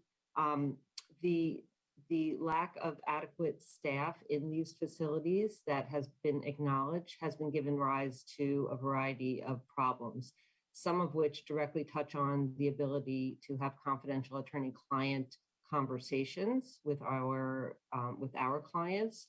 So normally case managers facilitate those calls, but that has not been happening because of staff shortages. And instead we wind up speaking with clients when they are in their halls, which are not confidential settings. We also, as the prior speaker mentioned, have difficulty hearing about incidents that affect our clients because of a shortage of staff, or what seems to be a shortage of staff, a lack of communication with case managers. Video conferencing, which had been going on since the pandemic, was ended about 6 months ago, and there are also delays when we actually go to visit in person. So all of these issues, we believe, arise from a lack of escort staff, but are really problematic. We also have been hearing about a lack of access to outdoor recreation and to programming for kids. Sorry, Time expired. If that's all right, I will conclude quickly. I did want to touch on the bill, Introduction 294. We support the bill, the provision of the disclosure to parents, but we would advocate that that include children as well, because children are in the same situation as parents and need to understand their rights in that setting when there's a child protective investigation. Finally, we would also just note that there's a lack of confidentiality in the detention facilities in the courthouses as well, and we would encourage the City Council to take a look at that. So thank you very much. Thank you. Thank you, Lisa, for your testimony. Now going to move to Jessica Prince for testimony. Over to Jessica. Time starts now. Thank you for the opportunity to testify today. My name is Jessica Prince, and I am Policy Counsel to the Family Defense Practice at the Bronx Defenders. I am here to testify about Intro 294. In his remarks, the Commissioner glossed over this bill and the importance of parents understanding an ACS investigation. In the past, ACS has actively opposed parents being made aware of their rights at the start of an investigation. I'm disappointed that the Commissioner did not state more explicitly what information he does not want parents to know. As practitioners representing parents accused of abuse and neglect, we bear witness to the harmful, inhumane ways that ACS disrupts the lives of New York families, particularly in low-income communities of color. The system is too quick to separate families and too quick to label parents as neglectful. Even when families are not separated, they are subjected to government intrusion and surveillance, violations of familial privacy and integrity that have consequences that long outlive the case. To begin to disrupt the harmful, long-lasting impacts of the family regulation system, we must embrace reforms that protect the rights of and shift power back to families. Intro 294 touches on this critical issue of parents being informed of their rights at the start of an ACS investigation. And in the past, advocates for parents have worked extensively with the Progressive Caucus of the City Council, on previous iterations of this bill, and we hope to continue working with you here to strengthen it. Rights are only meaningful if people are aware of those rights' existence. It is critical that these rights be communicated to parents both orally and in writing in the parent's preferred language. For that reason, this bill should require that when ACS first makes contact with a parent or caregiver, they inform them of several things. Time If I expired. could just, if I could just finish Go ahead, quickly. go ahead. They should inform them of several things. First, that that the parent is not required to grant ACS entry to their home. That anything the parent says can and will be used against them in a family court or administrative proceeding. That they have the right to speak with an attorney. That they are not required to allow ACS to question their children or search their children's bodies. That they are not required to sign HIPAA releases or take drug tests or submit to mental health evaluations. And that there are legal offices offering representation during ACS investigations throughout the city, like the Bronx Defenders, Brooklyn Defenders, Neighborhood Defender Services of Harlem, and Center for Family Representation. An ACS investigation is a traumatic imposition on a family, and the only way we can begin to ensure that parents understand how to navigate these investigations is to make clear to them that they have rights. Thank you. Thank you. Thank you, Jessica, for your testimony, and thank you to this entire panel for your testimony. I'm now going to call on our next panel, which is all going to be virtual as well. In the following order, panelists will be Amy Lynn, followed by Joyce McMillan, followed by Shalonda Curtis Hackett, and followed by Cassandra Gonzalez. Going to now begin with Amy Lynn. Over to Amy. Time starts now. Good afternoon. My name is Amy Lynn, and I'm a policy fellow at CACF, the Coalition for Asian American Children and Families. Thank you very much to Chair Ayala for holding this hearing and providing this opportunity to testify. Founded in 1986, CACF is the nation's only pan-Asian children and families advocacy organization and leads the fight for improved and equitable policies, systems, funding, and services to support those in need. We are testifying today in support of Intro 294, and we thank the sponsors of this bill for bringing it forth. CACF has long worked with our member organizations and with ACS to address the challenges faced by API families in the child welfare system and language access, especially at the time of a child protective investigation.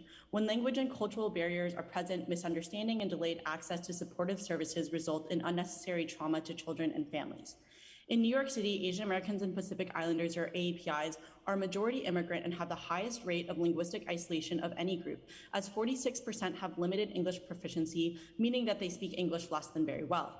Language barriers that exist within the child welfare system in New York City include a mismatch in interpretation services with requested language and dialect, a lack of quality interpretation and interpreter bias in working with families, delays in accessing interpretation and use of services like Google Translate in a pinch, and poor quality translations of written materials that do not convey information accurately. Limited access to culturally responsive and linguistically accessible services, especially at the first point of contact with the child welfare system, leads to misunderstandings of family needs and children's safety. We have heard from our member organizations of instances where, due to lack of language access and cultural humility, families' routine cultural practices have been misconstrued as abuse by child protective workers. In other situations, child protective services have missed accurate assessments of families' real needs and challenges. We would like to acknowledge the recent efforts of ACS to work with CACF and invite in and understand some of our AAPI community needs. Prior to COVID, CACF coordinated with ACS and our partner organizations to provide trainings directly in ACS Child Protective Field offices on working with diverse AAPI families. These trainings were very well received, and we hope to continue that work. Time expired. If I could just quickly wrap. Sure. Still, there remains much to be done, and multiple families are languishing because there is a lack of quality data and understanding of community needs. Despite local law 126 that called for city agencies to collect disaggregated data by ancestry and language, steps can still be made by ACS to improve data on families in touch with the system to ensure a proper response to their needs. All services should be linguistically accessible at all access points. City agencies must go beyond simple translation and interpretation services. Sustained oversight is needed to ensure that strategic policies and investments targeted at ameliorating the cultural gap between immigrant communities and child welfare systems are implemented. We are fully supportive of a law requiring ACS to provide a multilingual disclosure forum to parents or guardians during a child protective investigation and look forward to more partnership in the future. Thank you very much for your time. Thank you. Thank you, Amy, for your testimony. Now going to turn to Joyce McMillan for testimony. Over to Joyce. Time starts now. Morning. Thank you for this opportunity to testify here today. My name is Joyce McMillan. I am the Executive Director of JMAC for Families and the founder of Planned Parent Legislative Action Network, a coalition of advocates interested in making life better for families and children who become involved with the child welfare system. I'm here specifically to speak about Intro 294 and the importance of parents knowing their rights from the moment that CPS knocks. To follow up on Jessica Prince's testimony, I'd like to say one of the reasons people have been concerned about this legislation of advising people of their Fourth Amendment rights not to allow a government official into their home is because we hide behind the safety of a child. The safety of a child should not hinge on violating the Fourth Amendment rights of any American citizen. But furthermore, ACS is quite aware that it's not an emergency when they come to the home of a family and weaponize the armed forces, police, NYPD against families when they do know their rights and choose to exercise them. When you call the state central registry to place a concern about a family, the first thing that happens is a recording comes on that says, if this is an emergency, please hang up and call 911. The person remains on the line and speaks to an OCFS representative who takes the concern about the family. Up to 72 hours later, ACS responds. Therefore, there is no emergency, and they treat every situation as an emergency and act as though they have to get entrance to the home in that moment. It's not true. And I ask that this council stand with families and communities to stop, to prevent us from having our rights violated from these unnecessary invasive intrusions by ACS when they know there's no emergency of a child being at imminent risk of danger or harm. I would further like to ask the question of ACS, how many children in the foster home placement situation are transferred from foster home placement into the juvenile detention centers? Time expired. As children.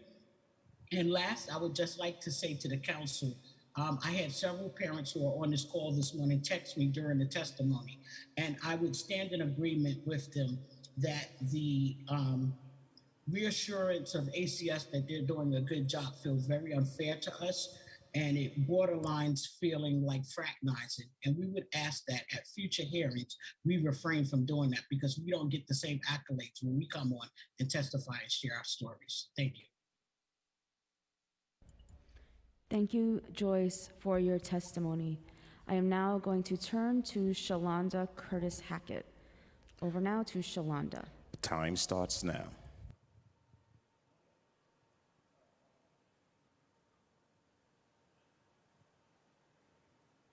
Family regulation system known as ACS. My only offense was advocating against anti-Blackness, transphobia, and homophobia at my children's elementary school, PS 147 in Brooklyn. Exactly 1 year ago, my family was falsely accused of malnourishment and endangering our children. On June 8th, I received a call from a woman stating she was from ACS. She said she would have to come to my home and inspect my 2 children. She would not tell me what the allegations were for, but after repeatedly requesting, she eventually disclosed the reasons for her call. The language and amount of information she said was used in a reporting could only be stated by someone trained to know what would trigger an investigation. As a parent, my sole job is to protect my children. I was scared, angry, and disgusted that someone from their school would dehumanize our family because they didn't want to reconcile their complicity in white supremacy. Instead, they used a system rooted in white supremacy to attack my family. After several phone calls, I consented because I was threatened with the police and possible removal if I refused. With both evils being presented, I consented to what I thought was the lesser. Never once was I explained my rights, nor that I had the right to speak to an attorney. I was pressured into compliance. For 30 days, my family was involved in the system despite her saying herself that, in fact, this was malicious and my children were well taken care of. I, along with thousands of families, enter in this system under coercion, ill information, and ill-equipped to exercise our rights. Thus, this common sense bill does not create any new rights. It simply ensures that we have information about existing rights so that we can make informed decisions for our families. Parents need to know their rights from the very beginning. Had I known what I know now, I could have made informed decisions out of knowledge and not fear. This is a racial justice issue. I was targeted by a school and a Department of Education that serves Black and brown children on a silver platter to funnel through the family regulation system as property. While many may say my case is not severe, we should never have been in the system in the first place. And I personally know too many Black mothers and children who feel worse. Families who survive this system do not get shout outs or any recourse nor support from the trauma we experience at the hands of the family regulation system after our rights have been violated. All we are left with is the anxiety of being thrust back into the system at any given moment. I'm going to Time finish here. expired. Again, I am asking that you support this bill and inform parents and caregivers of their rights from the very beginning and throughout, so we can make informed decisions that are best for our families. Thank you. Thank you, Shalonda, for your testimony. I am now going to turn to Cassandra Gonzalez for testimony. Over to Cassandra. Starting time. Hi, thank you. I also want to talk about Intro 294. Hi, my name is Cassandra Gonzalez. I identify as Afro-Latina. I live in Nycc. I'm also a parent impacted by the child welfare system. I would have loved to know my rights when ACS, between my lived experience and the stories that I have listened to from others, to go into my house during an investigation and it was neglected, not child abuse, for the ACS worker to say she's checking for marks and bruises, and every time, including taking off my son's pamper, had made me feel very uncomfortable. It was very uneasy. And when I was able to go and speak to someone about my rights the second time, when she asked, it was kind of like a little bit different. I would like to know that I am respected and knowledge of my rights, and that it would have been good to know what what my rights are, as far as what I'm allowed and what is not allowed for them to go and do when they enter into your home. Because as a woman of minority and having children of minority, it does make it, when you get that call and they come in, it's a different experience. I would like to thank you for your time and space to be here. Thank you for coming. Thank you to this entire panel for your testimony. I'm now going to turn to our next panel. Our next panel, as far as who has registered, is Heather Imperial, Asia, Ife Adeniyi, and Desiree Wright. Now going to turn to Heather Imperial.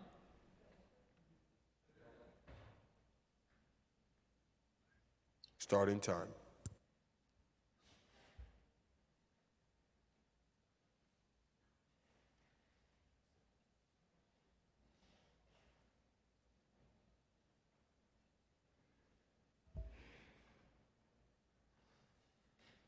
Thank you. I was just unmuted. I would like the committee to investigate the gross maltreatment of the parents who have been accused of neglect and/or abuse. In criminal court, innocence is presumed until guilt is proven. In family court, guilt is assumed, and when innocence is proven, prolonged agonizing separation is the go-to interim solution. And there are no apologies for the mountains of damage done to a person's children, personal life, livelihood, and family. ACS investigations are cruel and unusual punishment of overwhelmingly innocent human beings. The separation of a parent and child is wholly unnatural and the vast majority of the time unnecessary. The psychological damage done to children and babies separated from their parents is profound and lifelong. Investigators use scare tactics to pry irrelevant information out of terrified parents by telling them if they don't cooperate, they will have to remove their children. They take your kids anyway and use the information you've shared out of context to incriminate you, oftentimes exaggerating or flat out lying. My case planner lies under oath every time we're in court, and people within the system are trained to believe agency personnel over parents, which is downright wrong. There is little to no oversight, and where there is, it is insufficient. The psychological abuse goes on unfettered, empowering caseworkers to walk all over parents and children's rights. Addiction is criminalized. Poverty is criminalized. Parents are vilified for their communities falling short of providing for their basic human needs. Needing help for anything becomes a horrifying situation to be in, not only because you have a lack of ability to provide for your family, which is a scary feeling in and of itself, but because you know that asking for help is even more dangerous to your family's well-being. You hesitate and continue to suffer with the addition of paranoia that any knock on your door could be the end of your family as you know it. When that knock does come, ACS intimidates parents using their soulless scare tactics, including threats and police presence, to enter your home and turn your private living space upside down, invading every nook and cranny of your personal space in a hunt to find anything they can blow out of proportion to annihilate your family. They will strip search your children, who you have taught not to show strangers their naked bodies, and any normal cut, bruise, or rash that kids will get will be used to accuse their parents of abuse. ACS is the real abuser. This is unwarranted disparagement. May I conclude? I'm almost finished. You may. Thank you. This is unwarranted disparagement and ongoing unchecked abuse that needs to be stopped. Parents need to know from the onset of an investigation that ACS does not have the right to enter your home without a court order, and that anything you say can and will be used against you in a court of law in a vile attempt to destroy your family and life. Children exposed to foster homes are 4 times more likely to attempt suicide.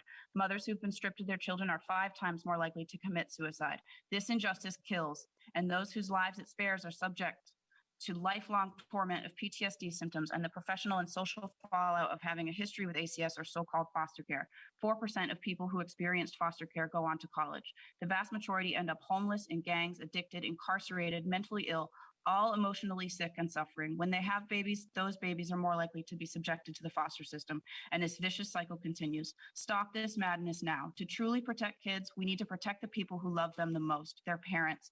Please keep loving families together. Thank you. Thank you. Thank you, Heather, for your testimony. Seeing now that we do not have anyone else logged in who has registered to testify at today's hearing, at this point, if we have inadvertently missed anyone who is currently logged in, who has not testified and wishes to do so, if you can please use the Zoom raise hand function.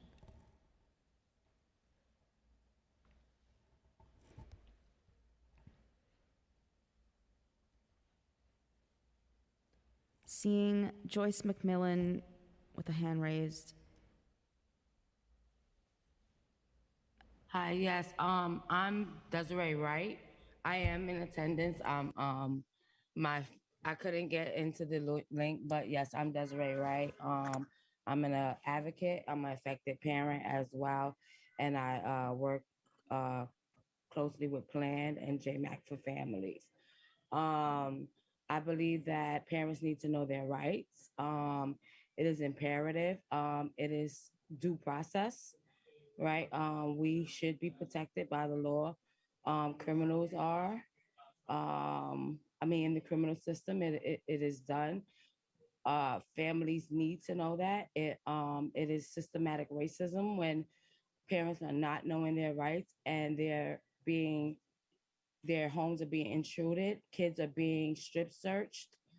A lot of these allegations are frivolous. They're not where a child should be subjected to coming in the home, looking in the refrigerator.